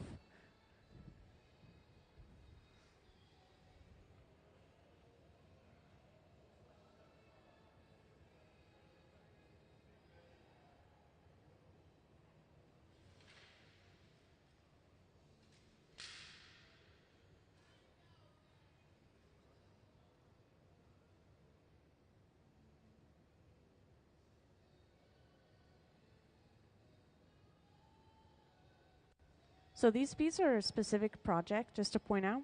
It's a study of early trade beads used by explorers in exchange with native peoples. And that is what Wendy Redstar is exploring with these beads specifically.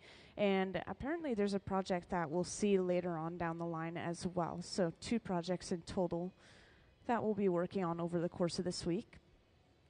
Also, if you're curious as to why we've laid these wooden ladders out, when we stretch out the cane, once again, those sticks of colored glass, we have to lay them out across these wooden ladders, preventing them from touching the cold concrete, and that just prevents them from breaking right after they are finished. And we are already getting started.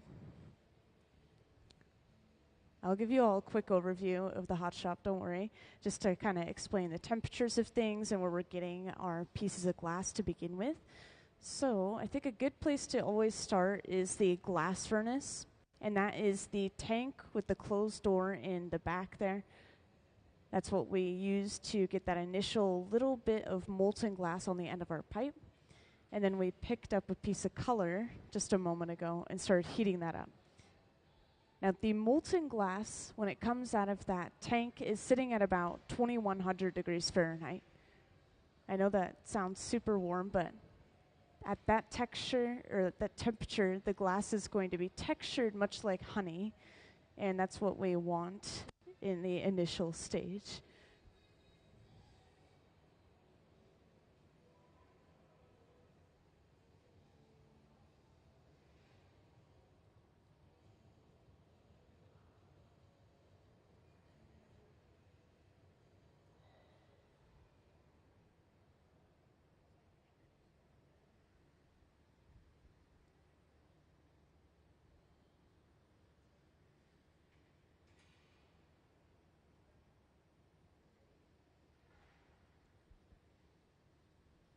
If anyone's ever curious about anything, feel free to ask any questions that you might have just by grabbing my attention, raising your hand. Could be questions about the visiting artist or about the hot shop or the glass in general.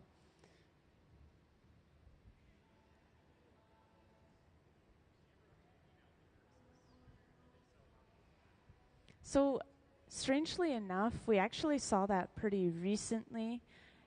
To empty out the furnaces, which are the tanks with the molten glass, right, that you're mentioning? Yeah. Those, once again, they have a giant ceramic crucible just filled with a pool of molten glass, up to 1,000 pounds of it. And to clear it out, you'll actually see them take these giant metal spoon-like tools and they'll scoop the glass out and dump it into a bucket of water to shock and break that glass apart. They could do this over and over again, or I've also seen them just gather layer after layer after layer of clear glass on the end of the pipe and kind of clear it out that way. But yeah, it's a little bit of a long process, just bit by bit of glass coming out.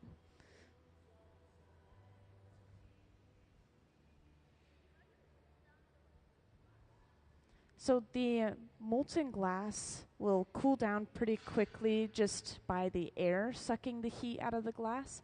So if we're hanging out or working on the piece for too long without heating it up, then it'll become solid after a certain point. And that brings me to those large open face furnaces. These are used to reheat the glass. They're called glory holes, and they burn between 21 and 2300 degrees Fahrenheit, so they're just a little bit warmer. And yeah, we use those over and over and over and over again throughout the day. When we're done for the day, we do turn them off and cool them overnight, and then turn them on again the next day.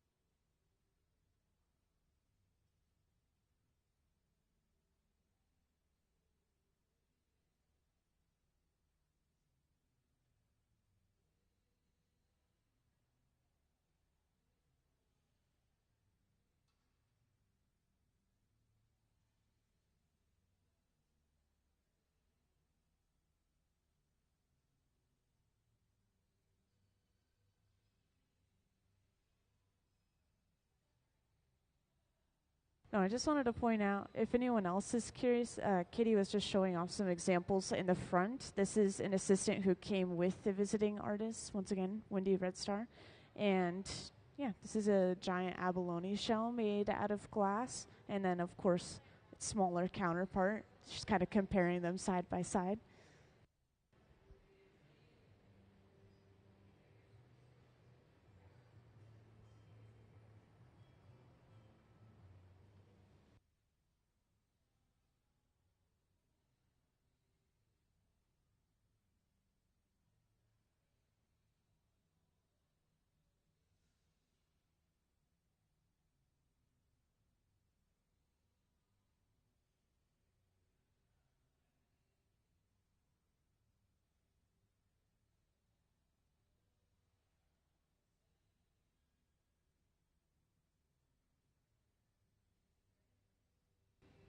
So it looks like we're already ready to pull this cane.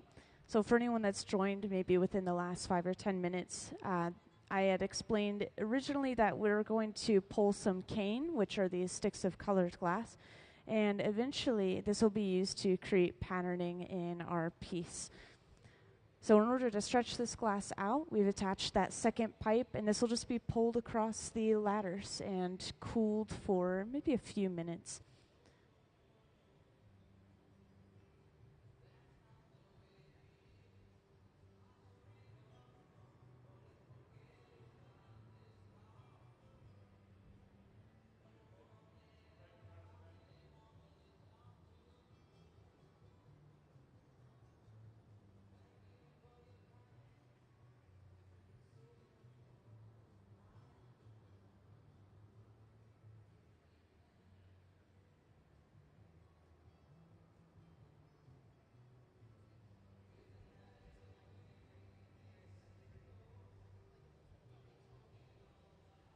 Yeah, I always kind of describe it as like a taffy texture. It's got a little bit of movement to it, and it is rapidly cooling. But there's so much tension in this direction that it's not really going to snap in this direction. And to break them off of the pipe, they purposefully will crack the glass using a cold tool, or just a little bit of pressure, I guess. But yeah, usually I haven't seen these guys break any cane that way. But these guys, they've been blowing glass for like 20 to 30 years, a little over 30 years for some of them, and they just don't really mess up all that frequently.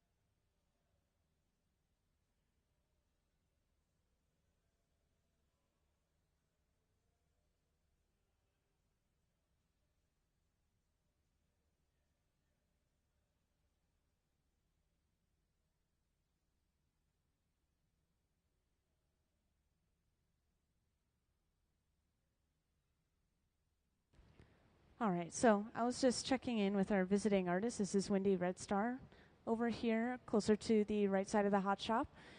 Just to point her out to you all. And I wanted to kind of give a little introduction again to what we're working on, because I know there's some new people who've just joined in. So if you take a look at the front table and also this cart here in the front, we have these large-scale glass beads.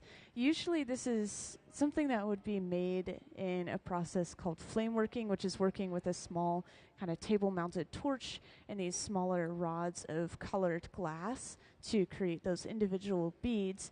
But of course, these are ginormous. We're making them in the hot shop, and we're using and seeing some really cool techniques to get these patterns in the glass. We're going to be seeing a piece that has similar patterning to this guy right here, and apparently this is called a skunk bead or an eye bead. And we're using and seeing a lot of Venetian glass techniques. These initially were Venetian beads that were traded and used by explorers in exchange with native peoples, and that is the whole idea behind this project, is to kind of highlight some of those historical beads that were used in those trades. And Wendy Redstar is in visiting from Portland, Oregon, and she's part of the Upsalaga or Crow tribe.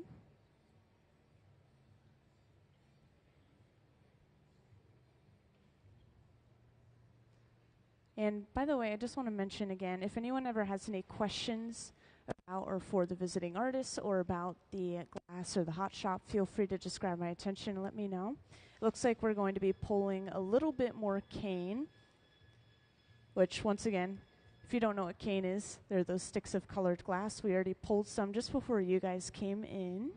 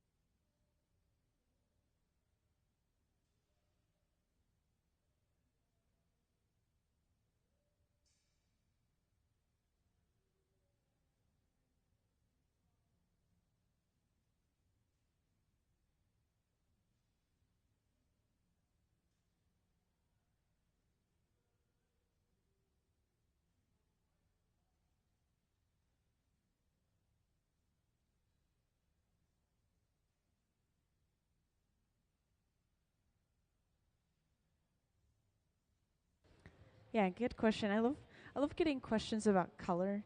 I'm pretty nerdy about the science behind glass, but there's different metals, minerals, oxides that are mixed into just kind of the raw clear glass mixture before it's even melted down.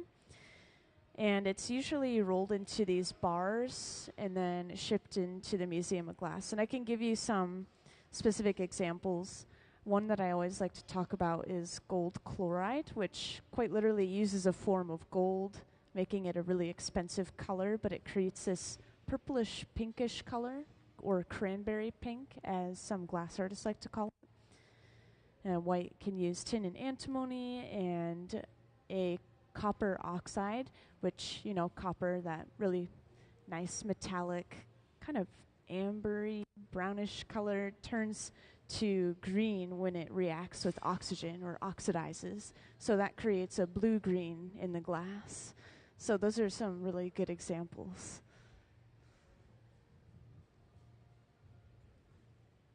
Oh yeah, and if you'd like some physical kind of examples of the color bar, we do have some on the front table right here.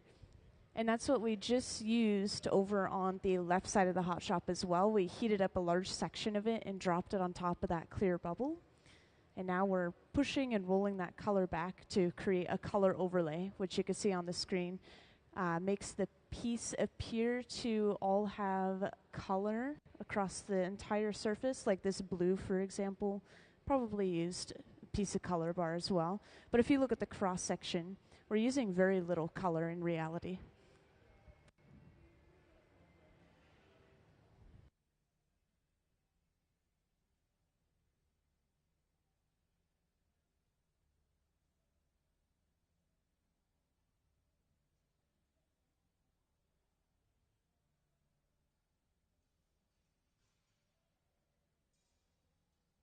Yeah, so you'll see a variety of spots within some of these pieces. These ones were probably from something called frit, which are these shards of color that we can pick up. But if we want something that's more large or perfectly, you know, circular, or if it's a stripe, then we'll probably be using a small amount of glass in the shape of a rod, and we'll just melt a section down and push it onto the surface of the piece. So just doing those dots over and over, hand by hand, which actually, now that I think about it, definitely is what they did for this one that has the red and blue spots, because those are so precise.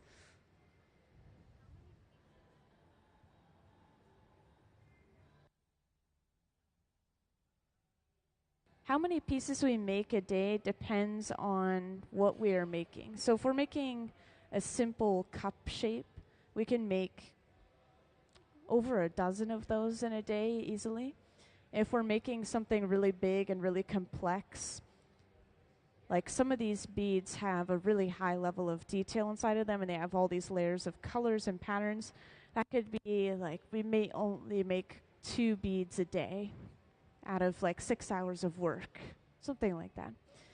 And there are actually some projects that are worked on for extended periods of time, like months. And we can heat up the glass slowly, and we can also cool it down slowly, so we could just work with it over and over and over again.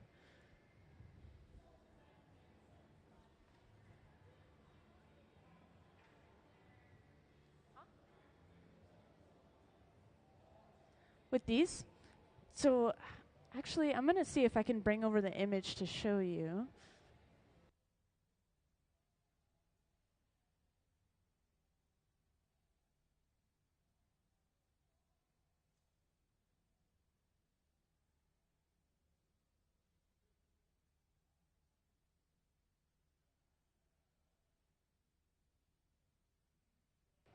Yeah, so I know this might be a little bit hard for some people to see, but you can kind of see the general blue, white, and red striping in here. And that's coming from the cane that we just pulled, those sticks of color on the ground. So it looks like we still have the blue to make.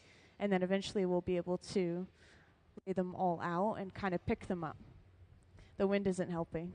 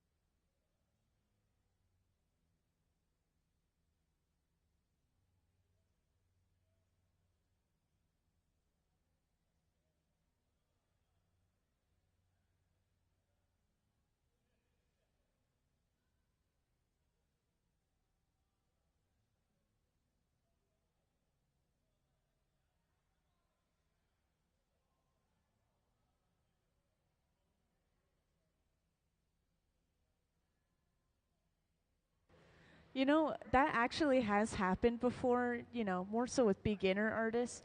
Things can fall inside of the glory hole. And what we do is we basically just take our pipe, and as long as it's still hot, we could just stick it to the piece and quickly pull it out. The inside of the glory hole is filled with almost this sort of sandy mixture on the bottom, and that's to prevent the glass from permanently sticking to the inner walls of it. So that does protect it to a certain extent, but we don't want it to completely melt into a puddle.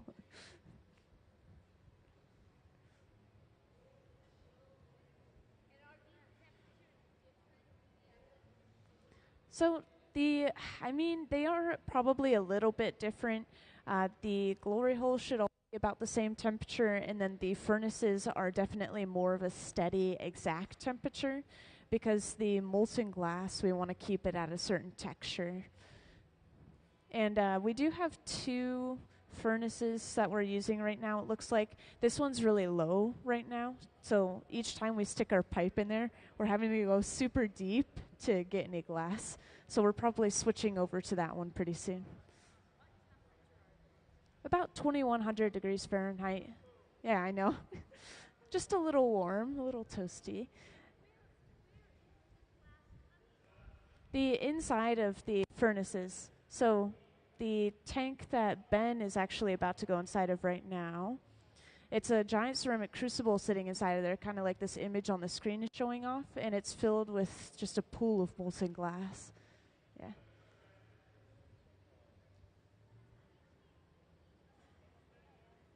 I'm sure everyone in here has gotten burned at some point. We're working with glass. But honestly, I think that personally, working with glass is a little safer than working in a kitchen, honestly, because kitchen you have like splashing oil, splashing water, you're moving things around a lot. Glass, it's very predictable. It's going to move a certain way. It moves very slowly. You're not going to touch the glass because it's wide brain. It's glowing hot. It's dangerous.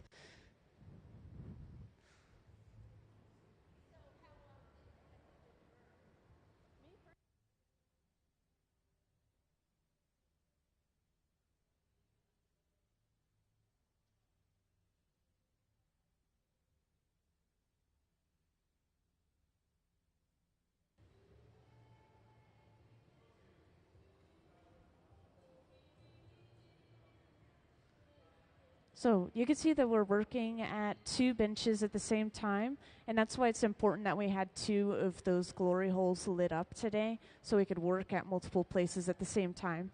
And sometimes this is so that they can bring those pieces of glass together for patterning, or if it's a really big piece, has multiple components. Or sometimes one bench will be more so prep work, and they're just getting stuff done early, and then the other bench is main project focus.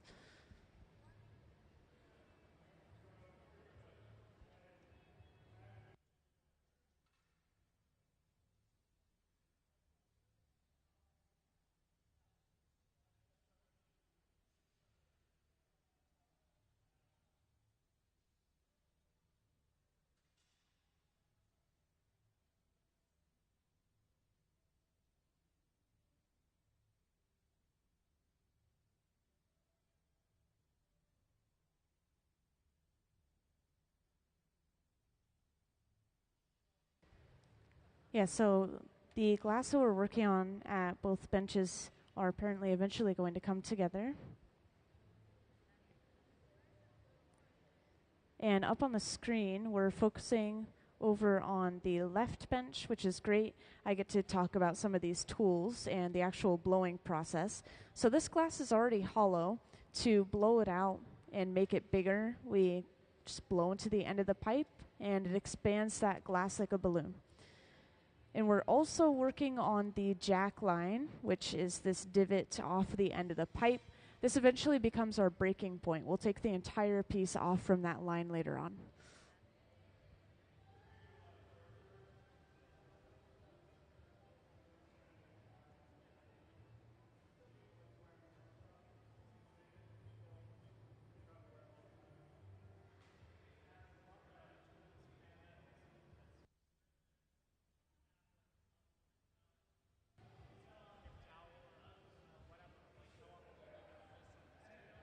So we have a few different wooden tools that we use. We use wooden paddles, which you'll see kind of underneath the bench where we have all the tools.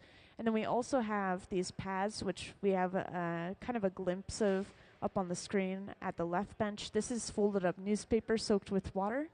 And yeah, those tools do get used up. The newspaper decays more so from the water than the glass itself. And so we have to replace those maybe every few days or week. And then the wooden paddles, those should last a decent amount of time, maybe a year, 2 or 3, depending on how frequently it's used and how well it's taken care of. Yeah, we use those to flatten the glass, which is why they're so charred, but we also do use them to shield artists from the heat that's radiating off of the piece.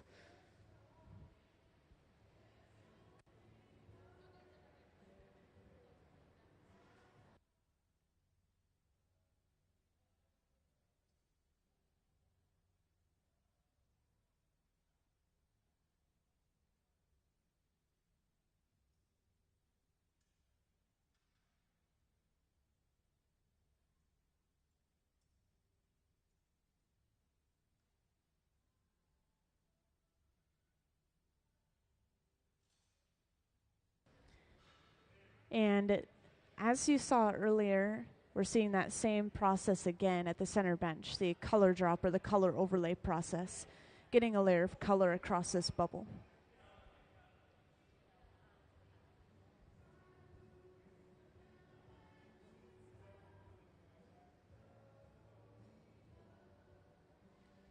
And as this bubble is cooling down more and more, you're seeing that color change. It's going towards the true color of the glass.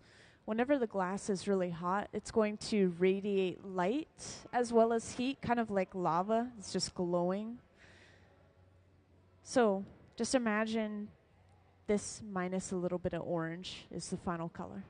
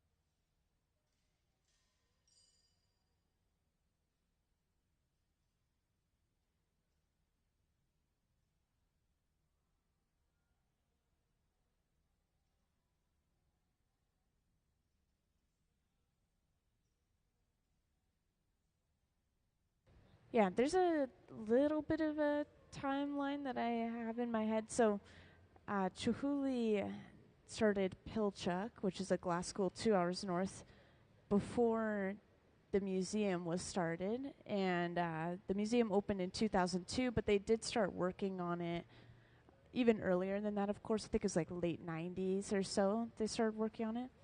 And then as for his boathouse studio, I actually haven't heard a ton about that, so I'm not sure when that started. Yeah.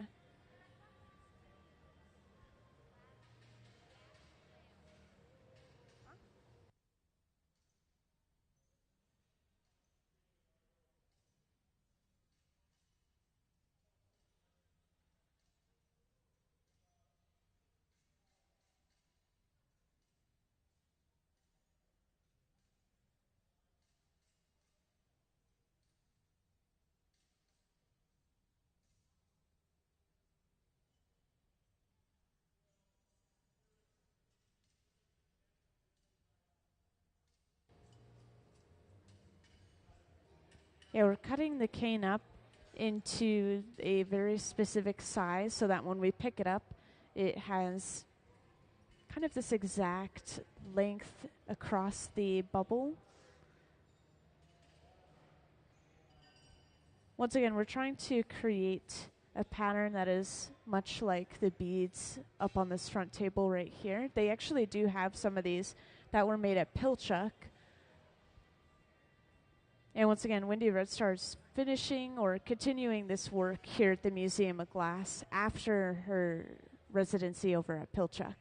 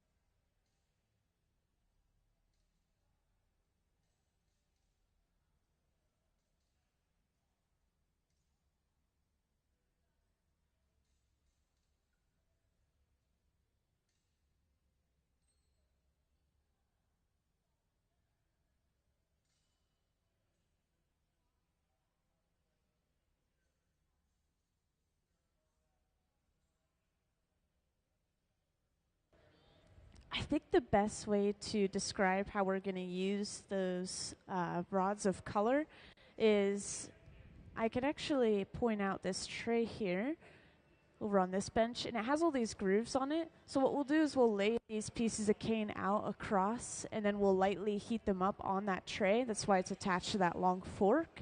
And then we'll take a bubble of glass and roll it over top of them to pick them up, which is just like the diagram up on the screen.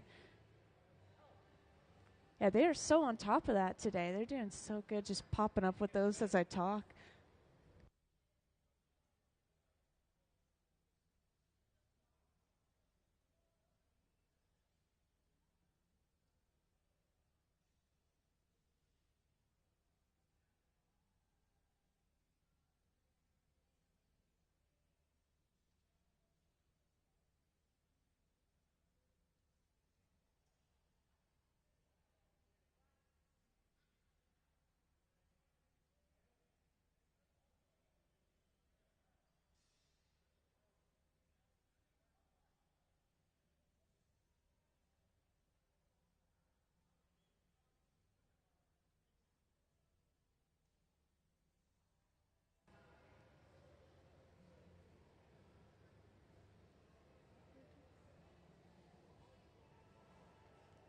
And I just want to give a quick little introduction again for anyone that's recently joined in as to who we have here and what we have going on.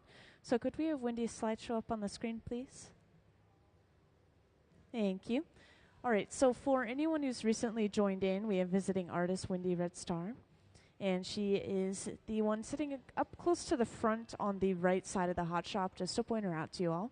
And everyone else is supporting her in creating the work that she has designed. And we are preparing to make some more chevron beads, which were like those kind of star patterned beads you saw on the screen a second ago. And we do have these up close and in person on the front table right here as well. If you want to take a closer look, you're welcome to. Now this one that we're going to be making is going to have blue and red and white inside of it. So we've pulled these sticks of cane, which are kind of sticks of colored glass, across these wooden ladders. And we actually have some little pieces kind of left over here, of course, but we're eventually going to lay all those sticks of color out in the pattern we want and then roll them up over the outside of a bubble of glass to create striping within the piece. And apparently this is a little bit of they're trying something new for this chevron bead in particular. So they made these last ones using different techniques over at Pilchuck, which is a glass school 2 hours north. And of course, if any of you guys ever have any questions, feel free to grab my attention, let me know. Questions about the visiting artists or questions about the glass, anything is welcome.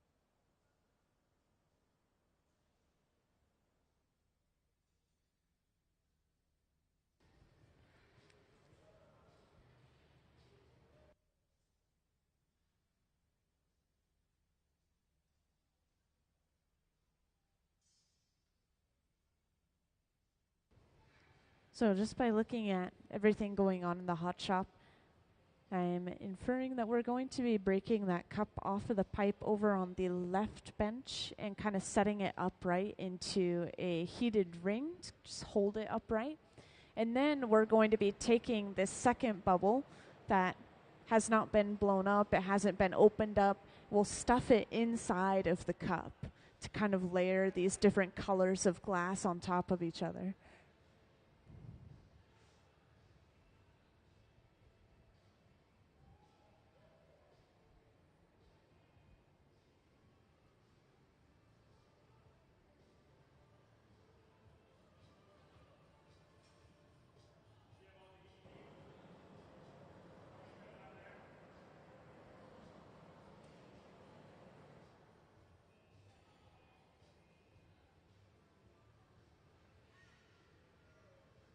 Yeah, this is always pretty fun to watch. It happens really quickly, so don't blink. We're going to knock this cup off of the pipe. Once again, we're just kind of setting it upright in that heated ring. Don't want the hot glass to touch any cold metal. And then this second bubble is just stuffed inside of the cup. As it's pushed down, it slowly fills up from the bottom to the top. And sometimes this is even given a little puff of air. Well, it looks like maybe we filled it up without that this time. So just like that, we have layered multiple colors on top of each other, multiple patterns. This can be used to get so many different effects in the glass.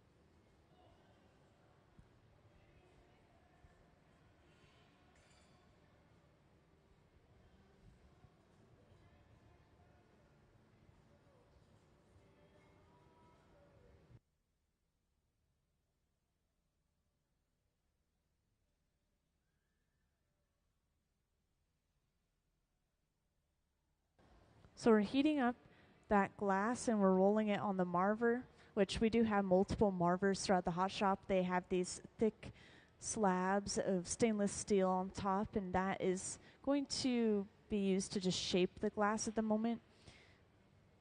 But these do kind of pull heat out of the glass. We do purposefully cool certain sections sometimes, prevent it from blowing out in that direction. I think at this moment we're just trying to push that cup all the way against the bubble and smooth that back out.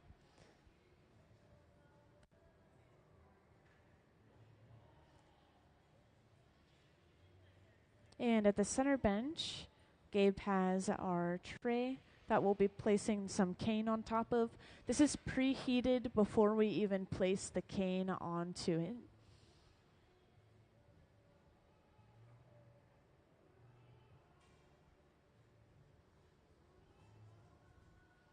Now our bubble of glass is blue over there that we're working with, and then we have our red and white pieces of cane. So eventually we should see all three of these colors kind of from the outside of the bead.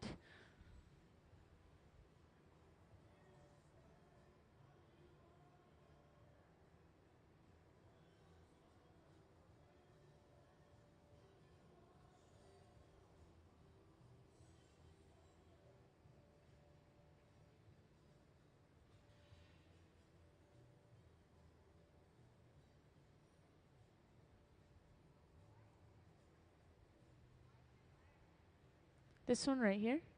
So interestingly enough, we usually just leave these lit at each bench that we're working on.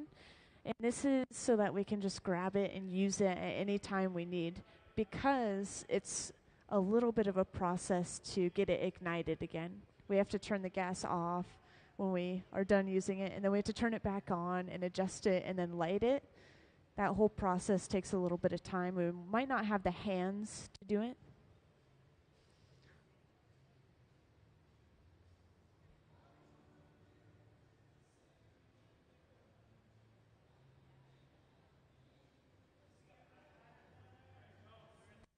So these grooves in the plate hold the cane right where they're placed, making it really easy to get even spacing for the final piece.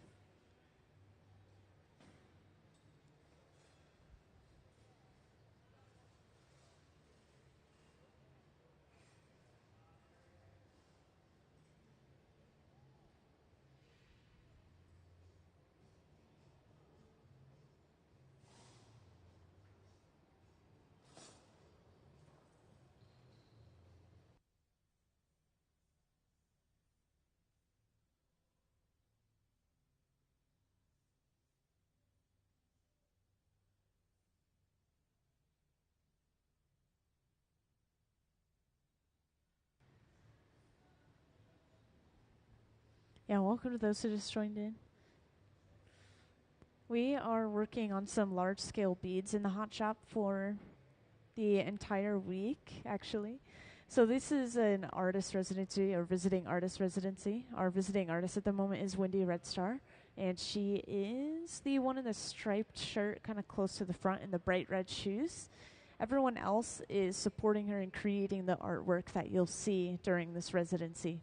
And she's just come down from Pilchuck, which is a glass school 2 hours north. Sometimes we will take some of their artists in residence in after they finish up there, and they can kind of continue their work here at the museum. And so we are seeing these large-scale beads. All the ones on this front table here were made at Pilchuck. We have a giant abalone shell. We have various designs of beads in general. And this is all kind of studying and looking into early trade beads used by explorers in exchange with native people. And so, specifically, a lot of these designs are historic. There's a lot of Venetian designs, and these beads kind of traveled from hand to hand to hand. And our artist is interested in that and studying that.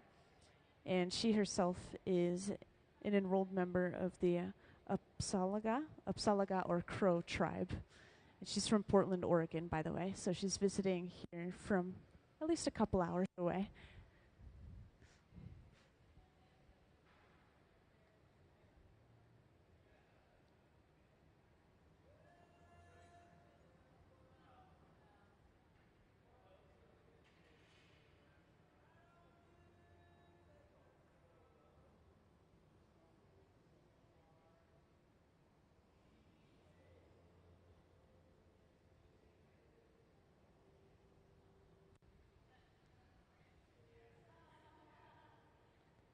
So if you're curious about what you see happening in front of you, we have a bunch of cane laid out, which are these sticks of colored glass across that tray there.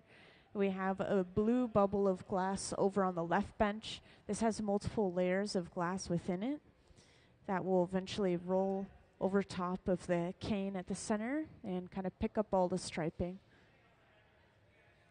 just like the diagram up on the screen shows.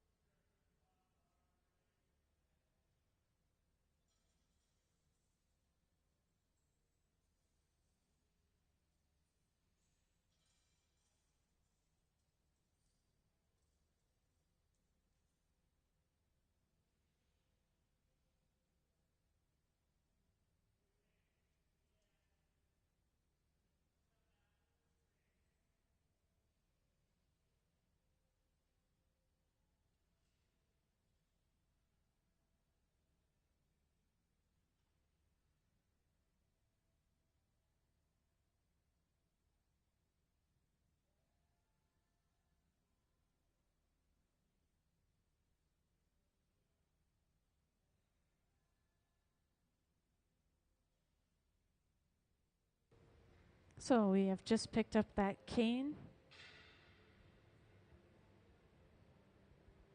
And this is heated up just a little bit further before being brought over to the marver.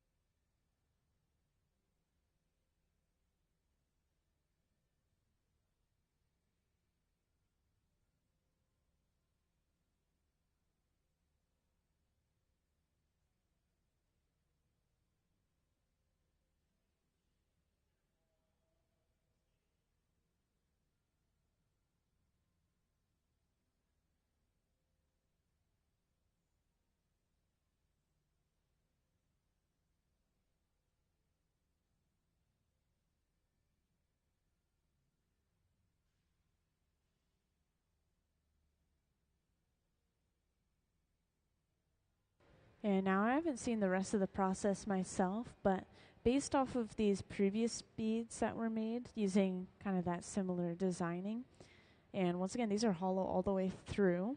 This is also hollow already. We have a bubble inside of it. I would assume we're going to pull it much like cane, kind of stretch this glass out. And a lot of this glass has been cold worked, so it's been worked with after we made it in the hot shop. They ground, cut, polished the glass to get these final shapes.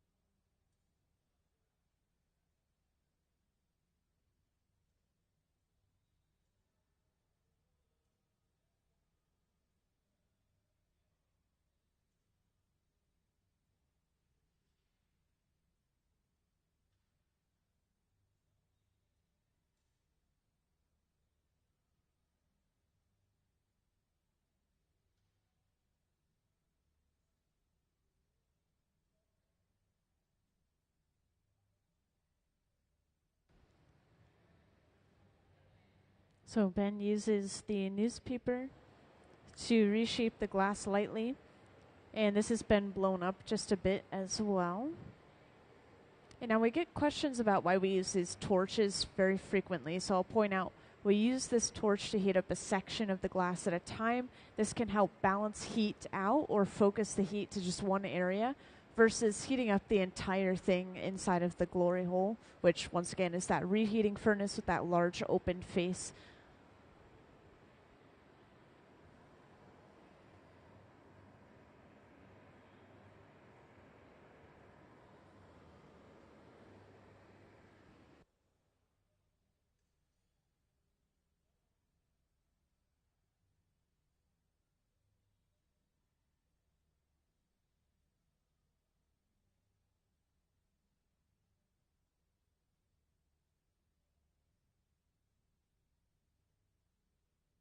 Well, this is just a little bit of scrap. We don't really have much of a use for it because we have color and clear together. It's no longer pure in either of those ways.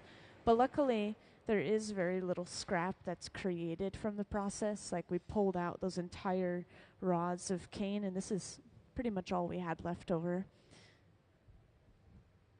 But yeah, if we do have leftover clear glass, which is the glass that we more frequently have left over, we actually completely reuse that by crushing it up and throwing it into the furnace again.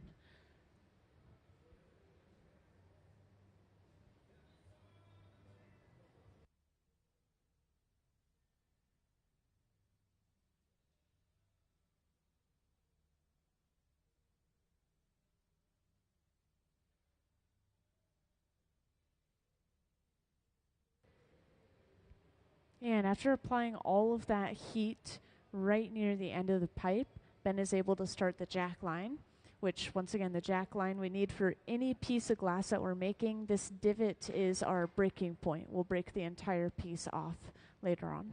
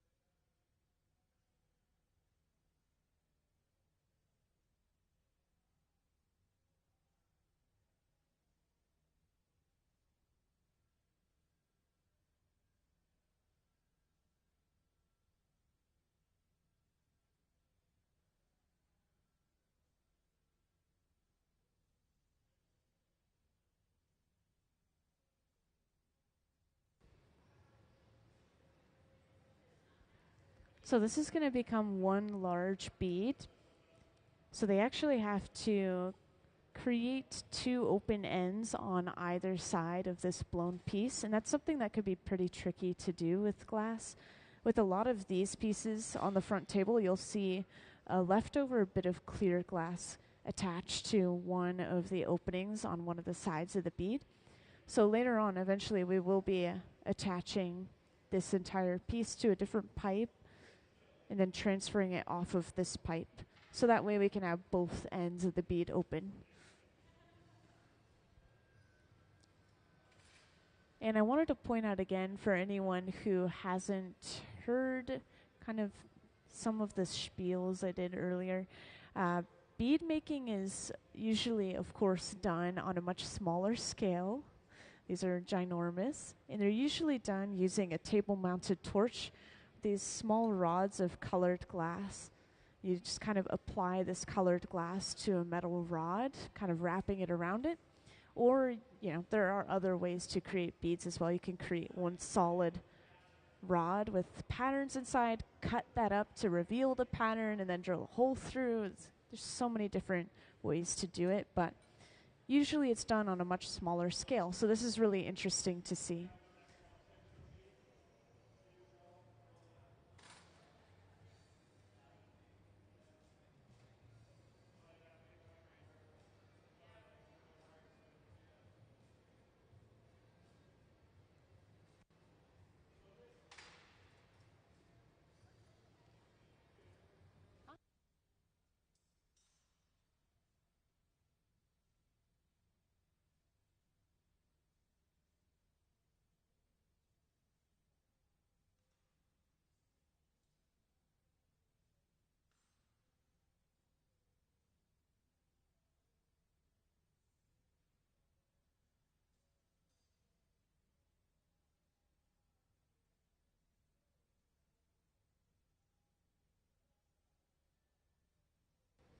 So to create two open ends, they've kind of sectioned the bubble off. It's kind of hard to tell, but they squeezed that down on the end, not so far as to completely cut the air off. There's still a little passage in between the main portion of the bubble and then into that smaller portion that they've sectioned off. So when they break this smaller section off, it should reveal an opening into that larger remaining section.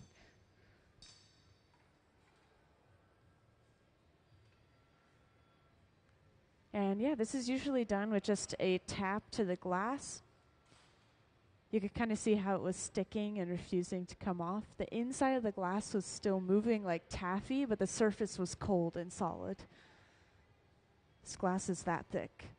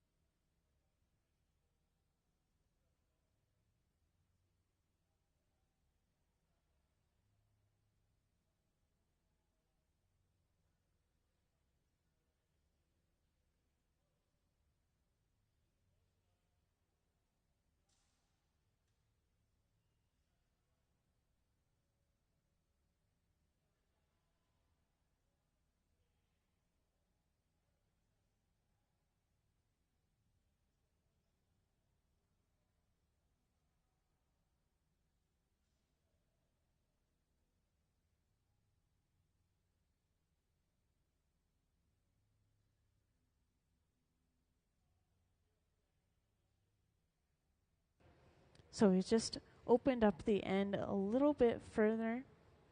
They're asking the visiting artist and determining if they go any further, if they keep this shape. And then eventually, as I mentioned earlier, we'll be attaching another pipe over top of that opening and then completely breaking this piece off of this pipe that it's on right now.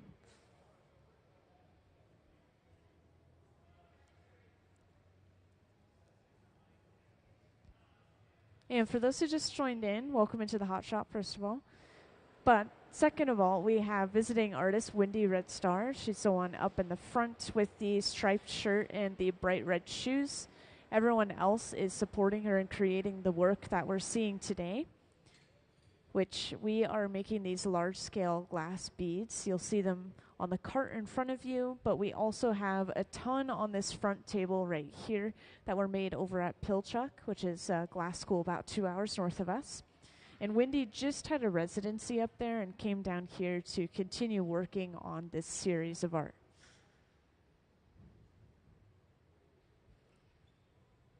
So a lot of these beads are based off of some Venetian glass beads that were used as early trade beads. a while ago by explorers in exchange with native people.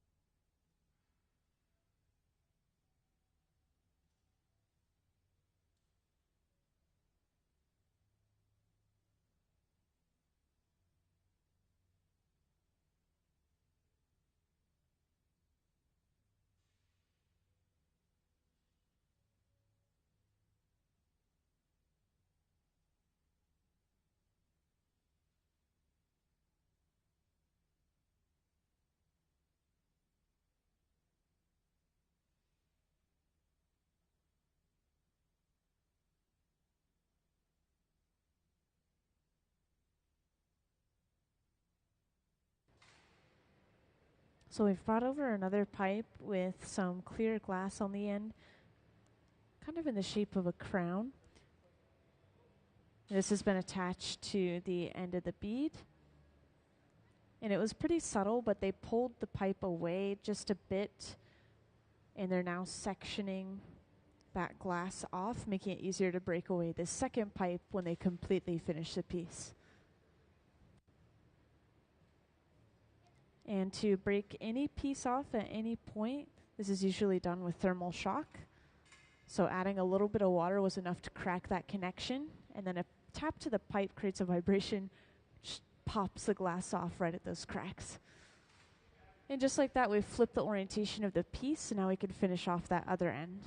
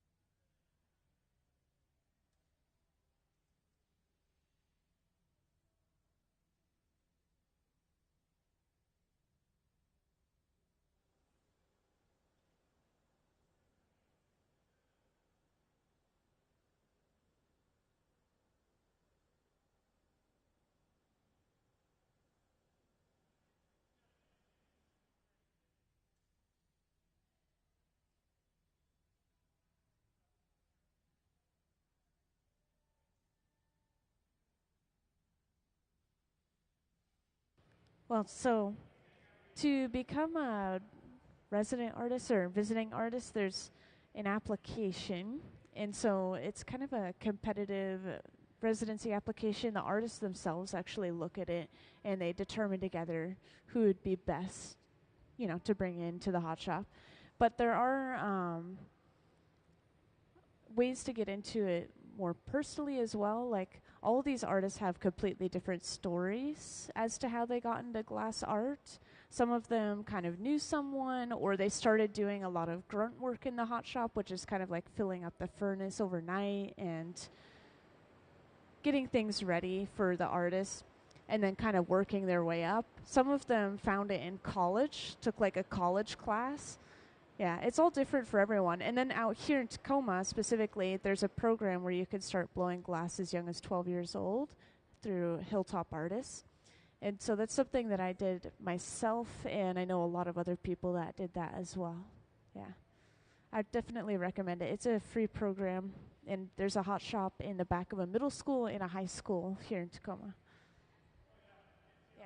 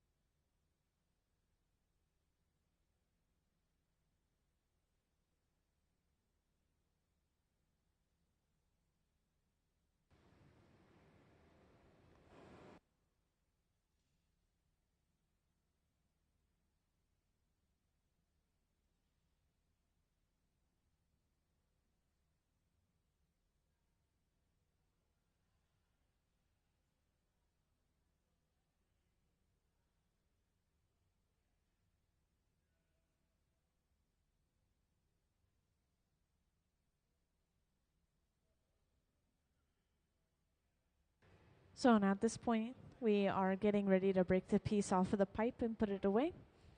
We've heated up that clear glass that's been connected to the pipe, waiting until we see some movement in that connection. Then we know it's safe to apply that water, crack that connection, and then pop it off into those Kevlar gloves. And this will be carried over to the annealer to be put inside at about 900 degrees Fahrenheit and then cool down slowly overnight. And let's give them a round of applause for finishing that bead. There, perfect. Thank you guys. Great round of applause. So that was our first bead that we finished after we came back from our lunch break. So just goes to show how much effort and time is put into each individual piece of glass. That one took about an hour and 20 minutes.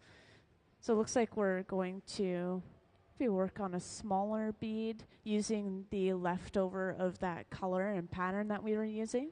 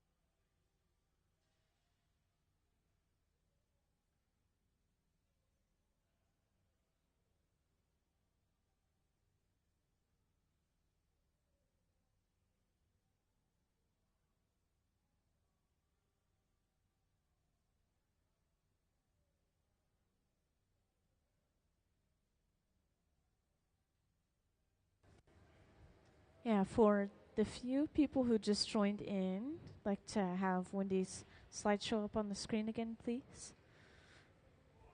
So for the few people who just joined in, up on the screen, there's a slideshow going of our visiting artist artwork.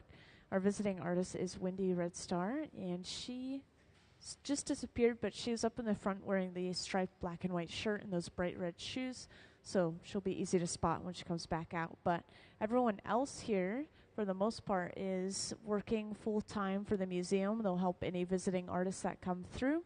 They all have between 20 and 30 years of experience individually, and all of that comes into play creating these really incredible works of art, which you guys today will see these large-scale glass beads like you see on the front table here. These were made over at Pilchuck, which is a glass school about 2 hours north.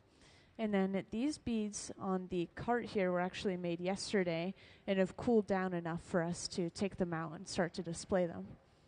A lot of these beads have to go through another process afterwards. You can see there's clear glass kind of attached to the ends of them, where we kind of grind and cut and polish at that clear glass to get rid of it. And that process is called cold working. So even after we're done in the hot shop, we're not still quite done with the piece overall.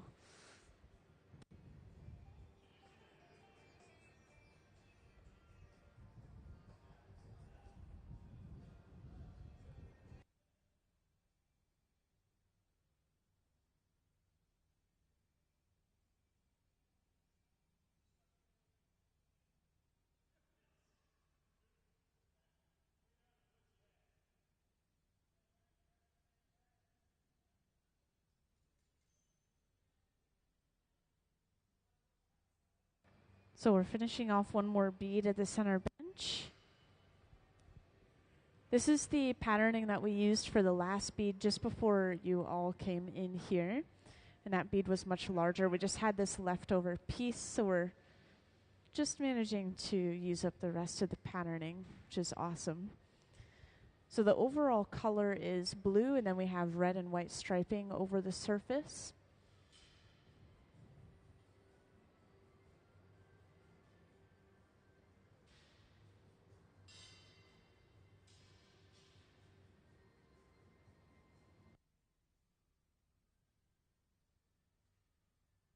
And you know, since a lot of you missed the very beginning of the process, I think I will play a video showing how we got kind of our initial layers of color over the bubble of glass. And this process is called a color drop or a color overlay.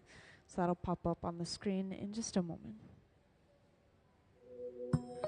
The color in glass comes from adding various materials to the mixture of raw ingredients called batch.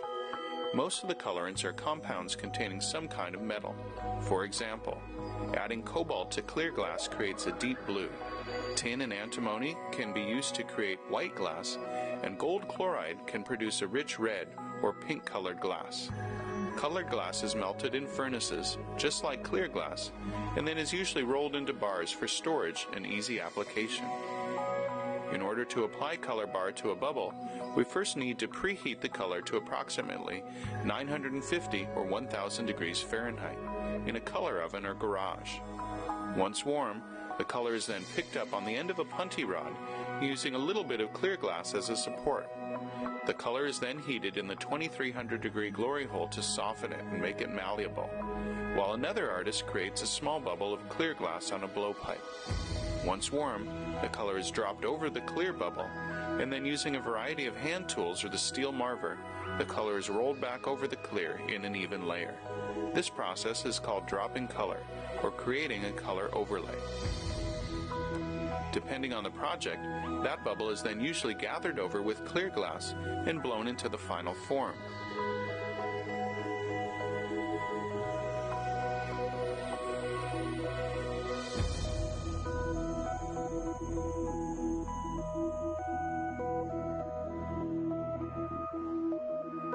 The finished product may appear to be all made from colored glass, but when viewed in cross-section, we can see that there is only a thin layer of color sandwiched between many layers of clear glass.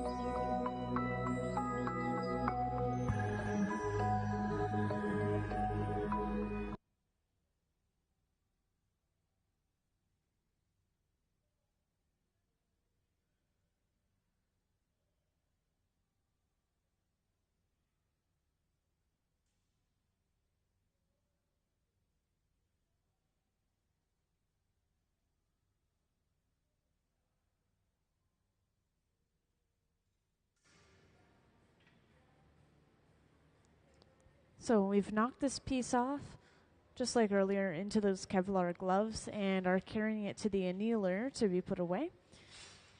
Once again, this box sits at about 900 degrees Fahrenheit. Any piece of glass that we finish, as long as it's a certain thickness or if it's a final piece in general, we have to set inside of that box to slowly cool overnight.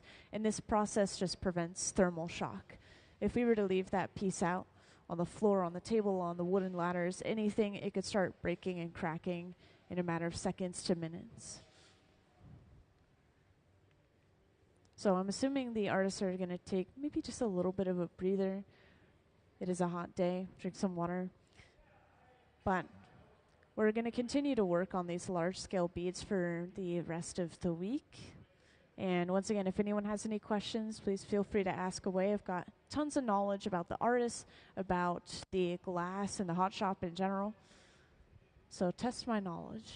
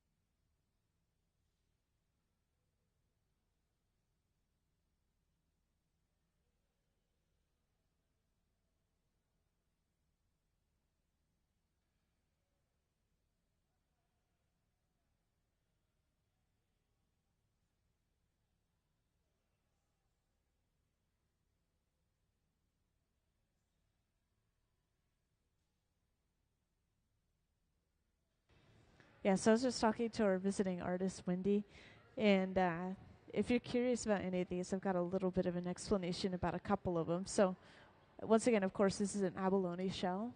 It's giant. It also has a shiny side to it on the other side. I just haven't gotten explicit permission to pick it up, so I'm not going to touch it. But these are end-of-day beads, and as the name sounds, once again, they're Venetian beads, but end of day, they would have all these scraps left over from making all of these other very specific designed beads, and they would just use up all of those scraps, making sure they had no leftovers by maybe kind of rolling up those scraps on the outside of a normal colored bead. So yeah, kind of fun little stories behind them. Just supersizing them in the hot shop.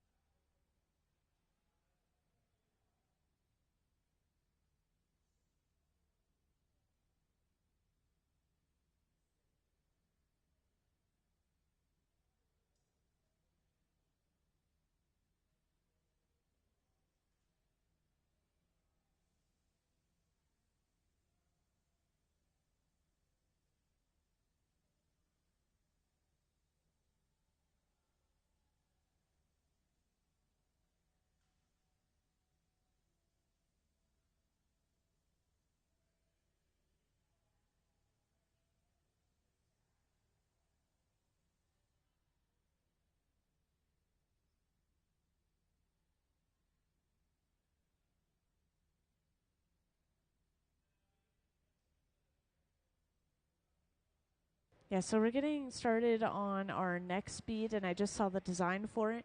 You were looking at and pointing out this design just a moment ago, and it turns out that they're actually going to be using a leftover piece of this ribbon of color, and they're going to be kind of swirling and pushing it onto the surface of this next bead to create some movement in that ribbon, for lack of a better description. So first of all, we have to start on the base bead itself. So we already have some color that we've melted down. We've dropped this on top of a clear bubble of glass, and that creates our overall surface of one color, such as the blue for some of these beads or the black for some of these beads. Same process.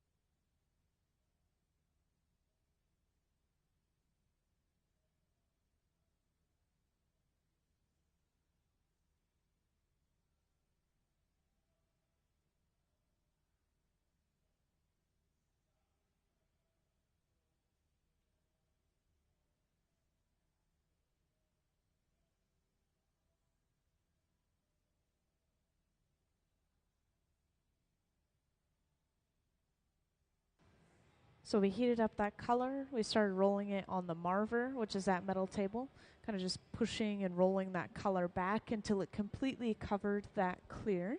So now all we'll see is that white when we start to blow this bubble out.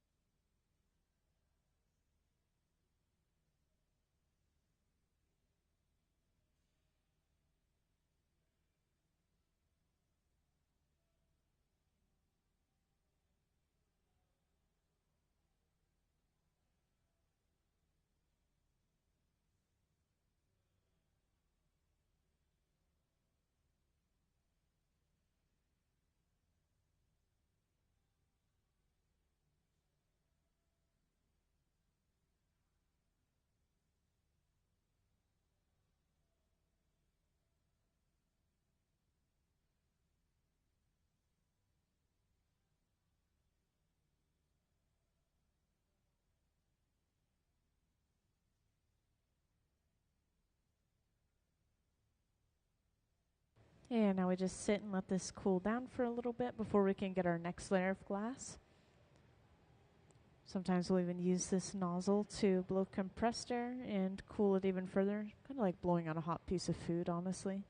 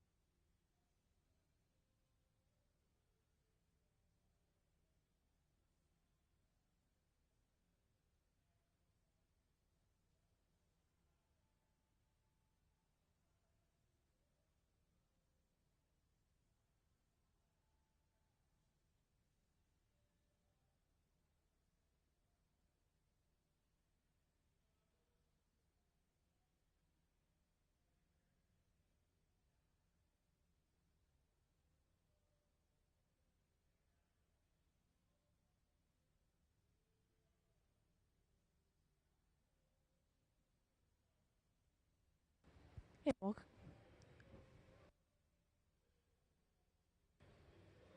welcome into the hot shop, you guys. So we are working on one more of these large scale beads, kind of like what you're seeing on the front table and front cart right here. These ones were made yesterday, and all of these ones were made up at Pilchuck very recently, glass school 2 hours north of us, and then brought down here for display. Our visiting artist is Wendy Red Star. She's the one in the striped shirt and these bright red shoes up in the front. And then everyone else is mostly our hot shop team, but she did bring in one assistant, Katie. And we have kind of disappeared around the corner. We're actually at the powder booth. We use this booth.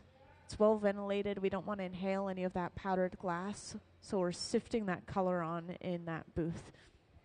But now we have a layer of that powder across our piece. And once again, this piece is going to be using a special ribbon of color that was used yesterday for this bead in particular. That's going to be kind of waved across the surface of the next bead that we're making. Yeah, it'll be interesting to see. And could I have Wendy's slideshow up on the screen, please?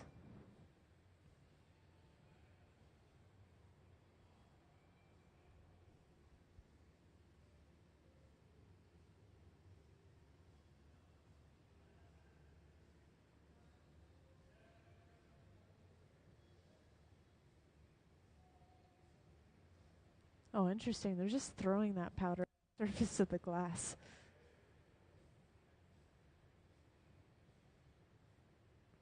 By the way, these colors do change a lot. So when this piece cools down overnight, the colors could be drastically different from what you're seeing right here. A lot of the color you see during the process is mostly the glow from how hot the glass is.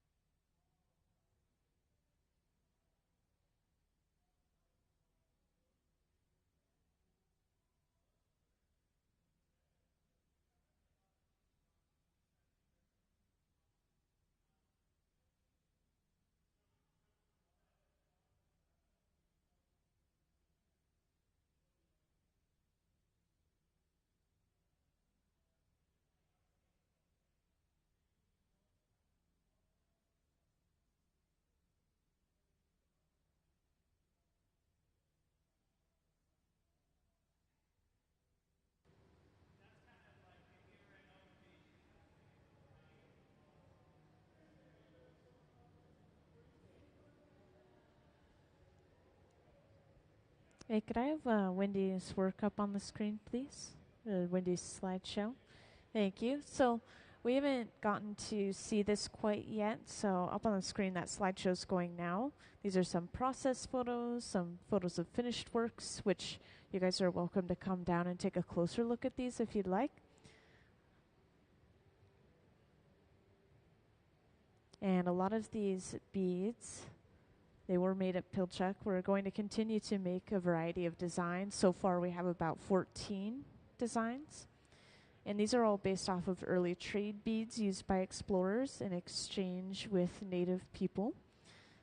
And our visiting artist, she lives and works in Portland, Oregon, so she's visiting from a couple hours away. And she's part of the Upsalaga or Crow tribe. Now, a lot of these beads are based off of classic or historical Venetian designed beads. So they did kind of originate in Venice.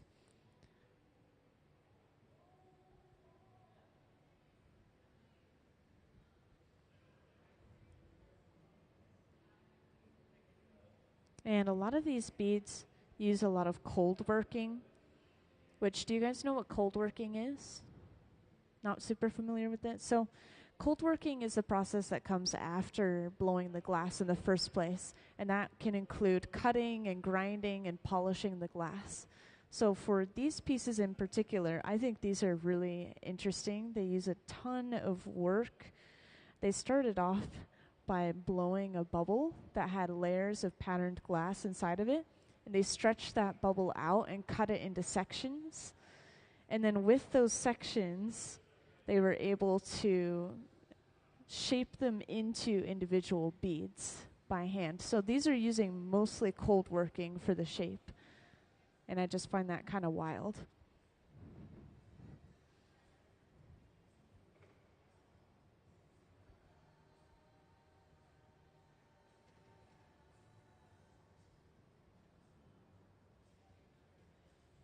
And we're gathering our next layer of clear glass over top of that color that we sifted and kind of dusted onto the glass.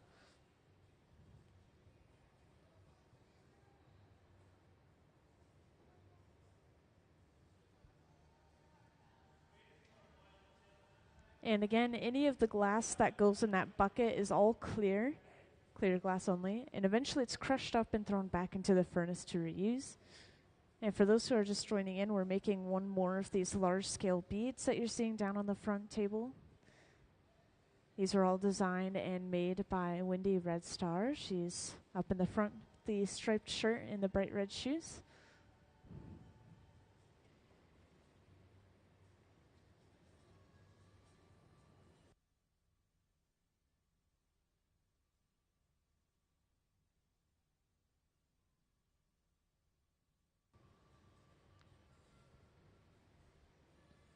And if you guys are curious, this is just a pipe cooler over there. We have one on either side of the hot shop. It's just a trough of water that we'll set the pipe into and cool it down.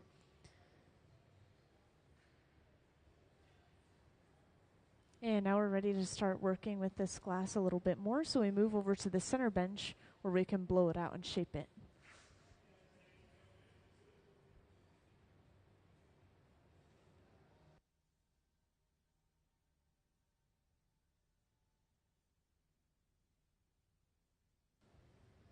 Yeah, feel free to ask any questions that you guys might have, whether it's about the artist or about the glass or the hot shop. Just grab my attention by raising your hand, and I'll come right over.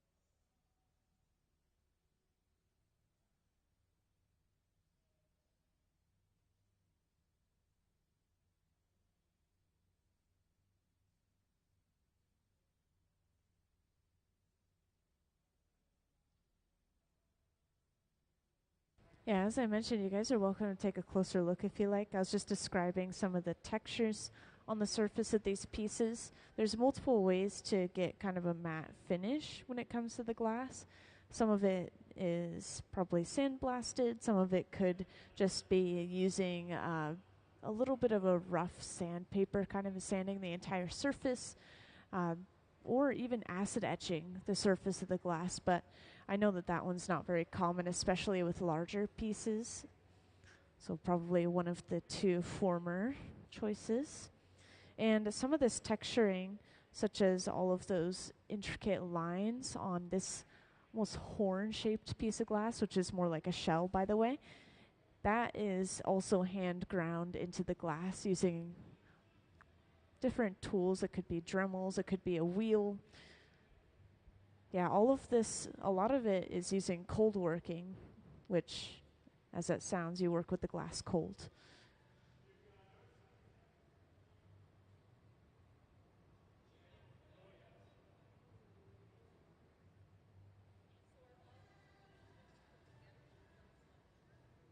So apparently they're going to be displayed together, but not necessarily attached together.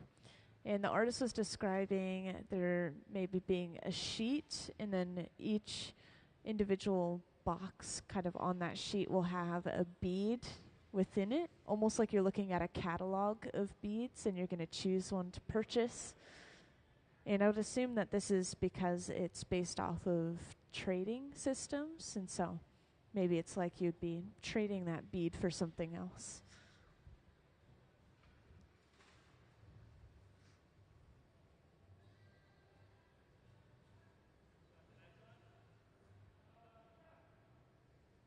Also, that piece of glass we brought over, this is something that they were using yesterday, once again for this bead right here with that special ribboning across it. So these were leftover pieces of ribbon that they had. And they're putting them to use by melting them down and waving them across the surface of the glass, getting a ribbon pattern.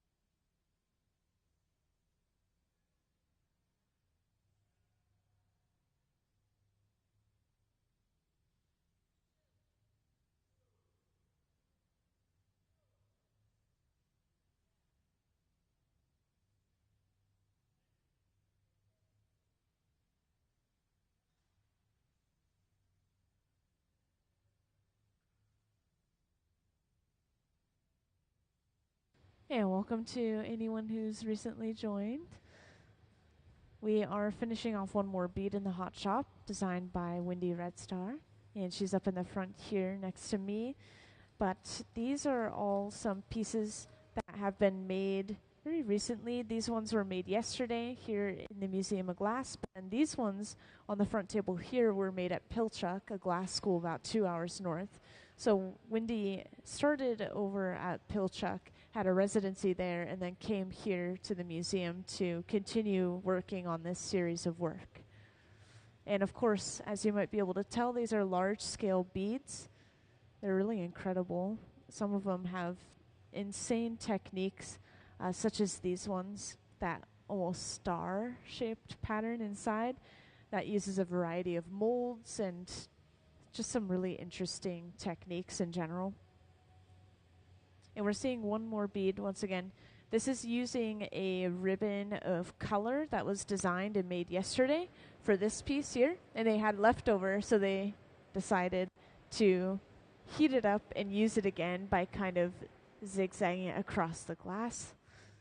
So now we have our design, and we're just going to blow this out and shape it into our bead. And these are all based off of early trade beads used by explorers in exchanges with native peoples. So these specifically have a lot of Venetian design. They're based off of those historical Venetian beads that would kind of pass hand to hand to hand.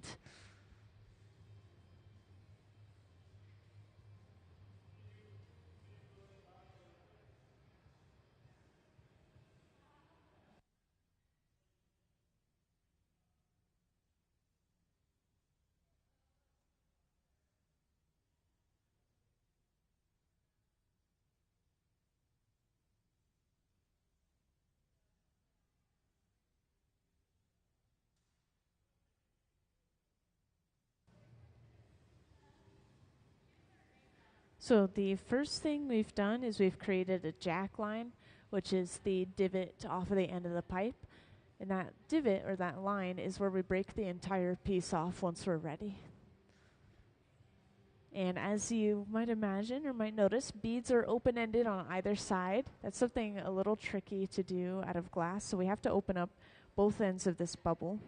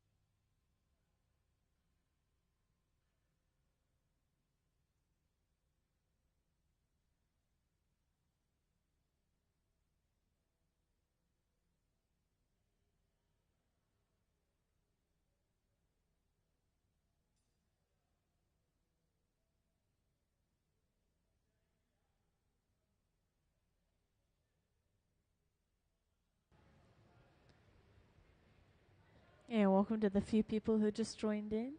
We are finishing off one more bead in the hot shop, which, once again, we have all of these beads on display on the front table and also on this cart right here. These ones were made yesterday in the hot shop, and they were able to cool down in time for us to see them today, which is awesome. And you'll notice that they do have these clear attachments or kind of portions of the piece. These will eventually be cut, ground, polished off of the glass so that all we have is the bead left over. And this bead that we're making in particular has a stripe of ribbon on either side of it, and that's coming from something that we used yesterday for this piece in particular. So very specific ribboning that they laid out and created yesterday, high level of detail, and we wanted to use up all of it, so we used those leftover pieces today. To make this bead open-ended on either side, we simply break a section of the glass off. So we've sectioned it off already. And just to point out again for the newcomers, our visiting artist, Wendy Redstar, is up in the front in the striped shirt and the bright red shoes. Everyone else is basically supporting her and creating the work that we're seeing today. And she is here for a full week residency, so she'll be here through Sunday. And I know a lot of you are sitting in the back, so up on the screen, this will show off a lot of work that we have down on this front table, as well as some previous works in general. Give you a better idea of the final products.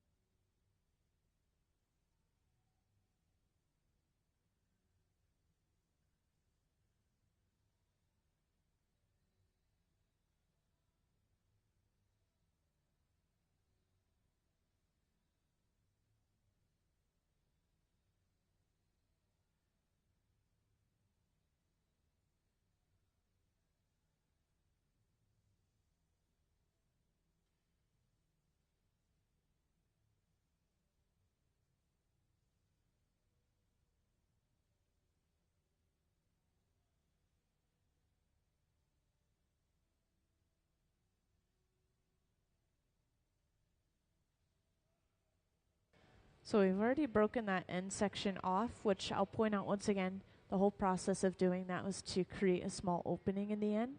So now Ben is able to go on the inside of the piece and slightly widen that opening and kind of finish off the shape on this side of the bead.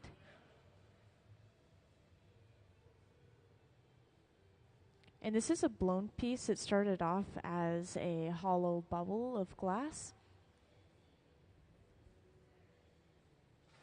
Meanwhile, real life beads, you know, regular scale, small scale, they're usually built on these metal rods, these small metal mandrels, and solid glass is just kind of wrapped around them to create the bead. So very different process, of course.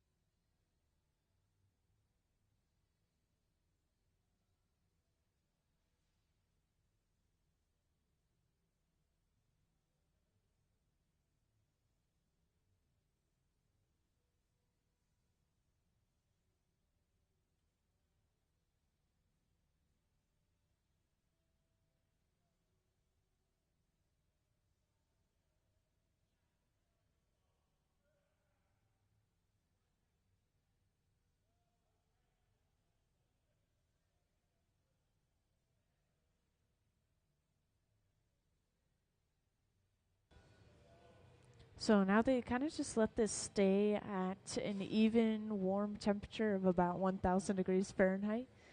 And I know that sounds like it's more than warm, but the glass is solid at that temperature. And if we let it drop too far below, then it will start to crack and break from thermal shock. So it's important that we heat it up just a little bit every once in a while. And at the same time, over on the left bench, Gabe is preparing another pipe with some clear glass on the end, and that'll be brought over and attached to the end of the bead that we've already finished. Then we'll be able to break the bead off of this pipe and finish off the other end, make sure that they're symmetrical and matching. And that's where I always like to point out once again, with each of these beads you will see that leftover clear attachment, and that eventually will be kind of ground and polished off.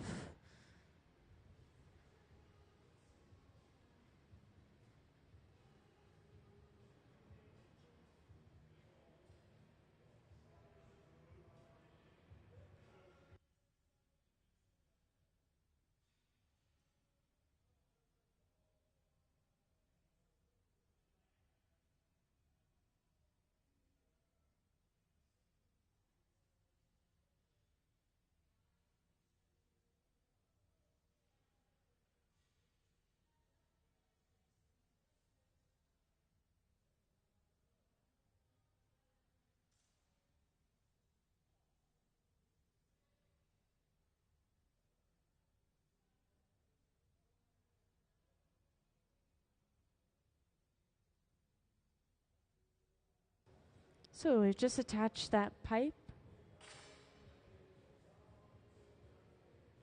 This is pulled away from the bead to stretch out that connection enough to create this small divot. And this becomes basically our second breaking point. So we'll take the entire piece off from there later on as well. And to break a piece off at any point in the process, we'll usually shock it with water and then tap the pipe to send a vibration to those cracks created by the water. Yeah, it happens quick.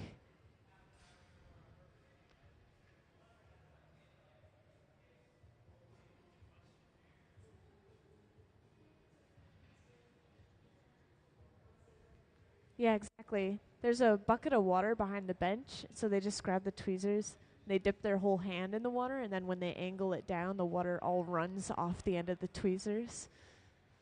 There's a technique to everything. Like sometimes even I've seen these really small squirt bottles, and they'll squirt a little bit of water onto the jack line instead, and it's a little bit more precise in a way, but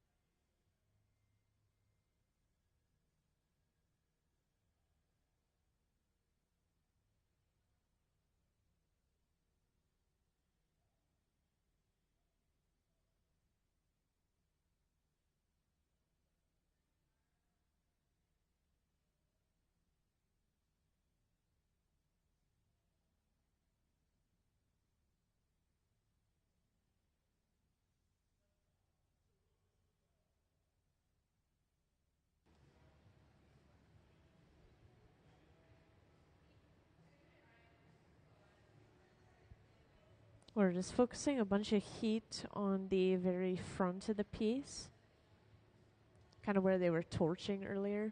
By the way, if anyone's curious, those torches, we use those to heat up a section of the glass at a time, and then usually we use the glory hole for more of an overall heat, the glory hole being that open-faced furnace in front of each bench. And both of those should run between 21 and 2300 degrees Fahrenheit. So we're working with some pretty high temperatures. Now, this is definitely warm enough to start working with.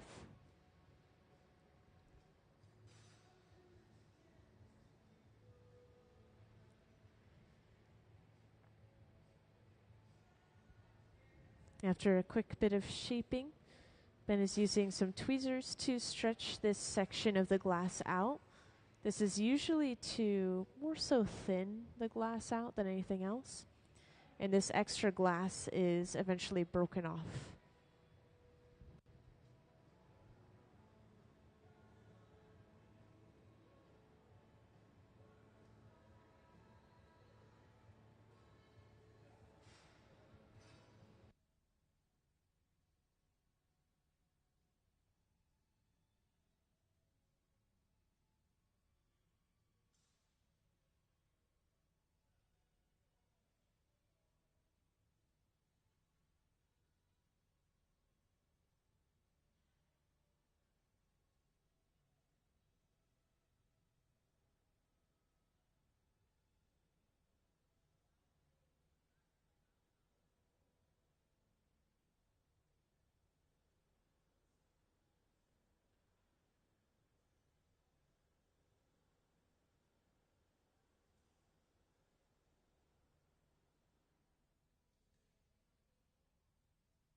Yeah, good question. We use those wooden paddles to flatten the glass every once in a while, but we're more so using them to protect the artist from the radiant heat.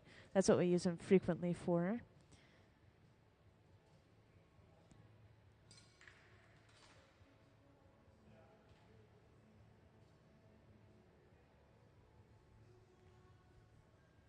And we've just knocked off that excess piece of glass, so now we should be able to go in and lightly open this up and kind of finish it off.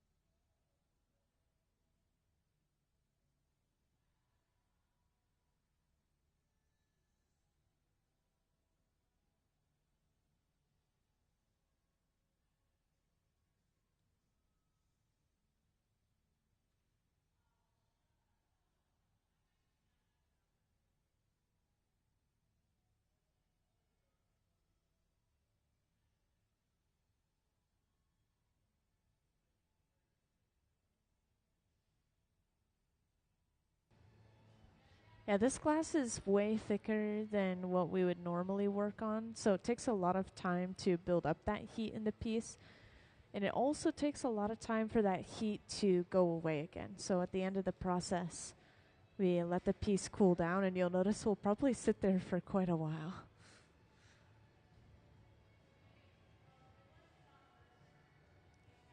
So Ben is just now opening this up again using the jacks, these two metal blades. Whenever we go on the outside of the piece, this is more so to correct the shape, and then when we go on the inside, it's usually to widen and open a piece up.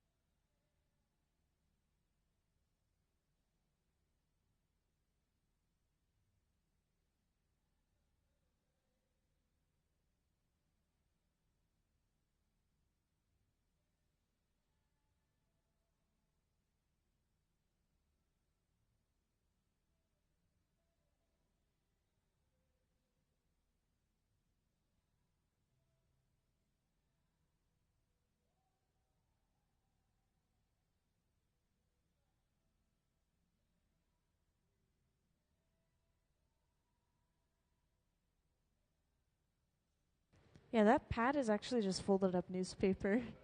And they've splashed it or soaked it with water, but yeah, that's it. And It's just to shape the glass, yeah.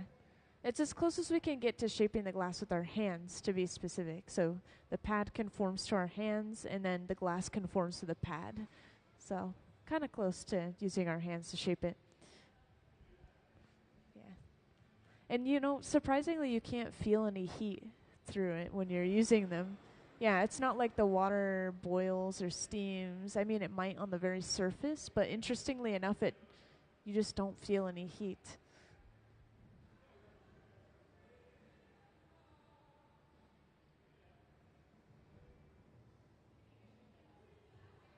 So we have finished the piece. We're torching the back end of the piece, and that clear glass that's connected to the pipe. We'll usually torch this until we see some movement in that connection, and then we know that it's safely warm enough to break off. Because as you saw earlier, we break the piece off with water, meaning that we crack the connection. If the surrounding glass is cold, those cracks can actually travel. So we just make sure the surrounding area is a little bit warm.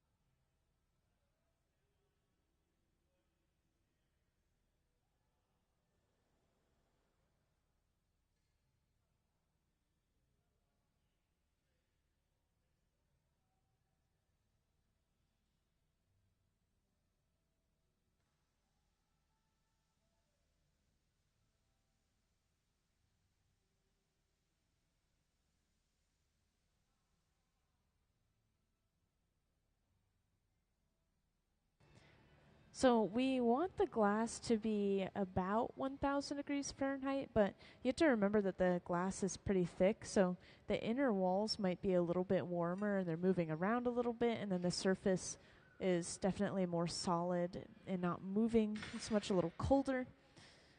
And yeah, it'll cool down inside of the annealer overnight. That was our last piece of the day. That box sits at about 900 degrees Fahrenheit, by the way, and so we do try to cool it down to about that temperature before we put it in, and then it doesn't continue to move while it's in there. And then we press a button, and it's programmed to slowly cool for a certain amount of time, depending on the thickness of the glass, which is usually about overnight. Yeah, so we'll see those pieces again tomorrow, just like these ones made yesterday, and we're seeing them today.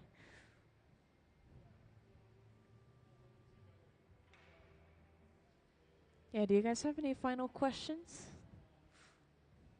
You all good? Okay. Yeah, of course. Yeah, thanks for stopping by and hanging out till we finished everything.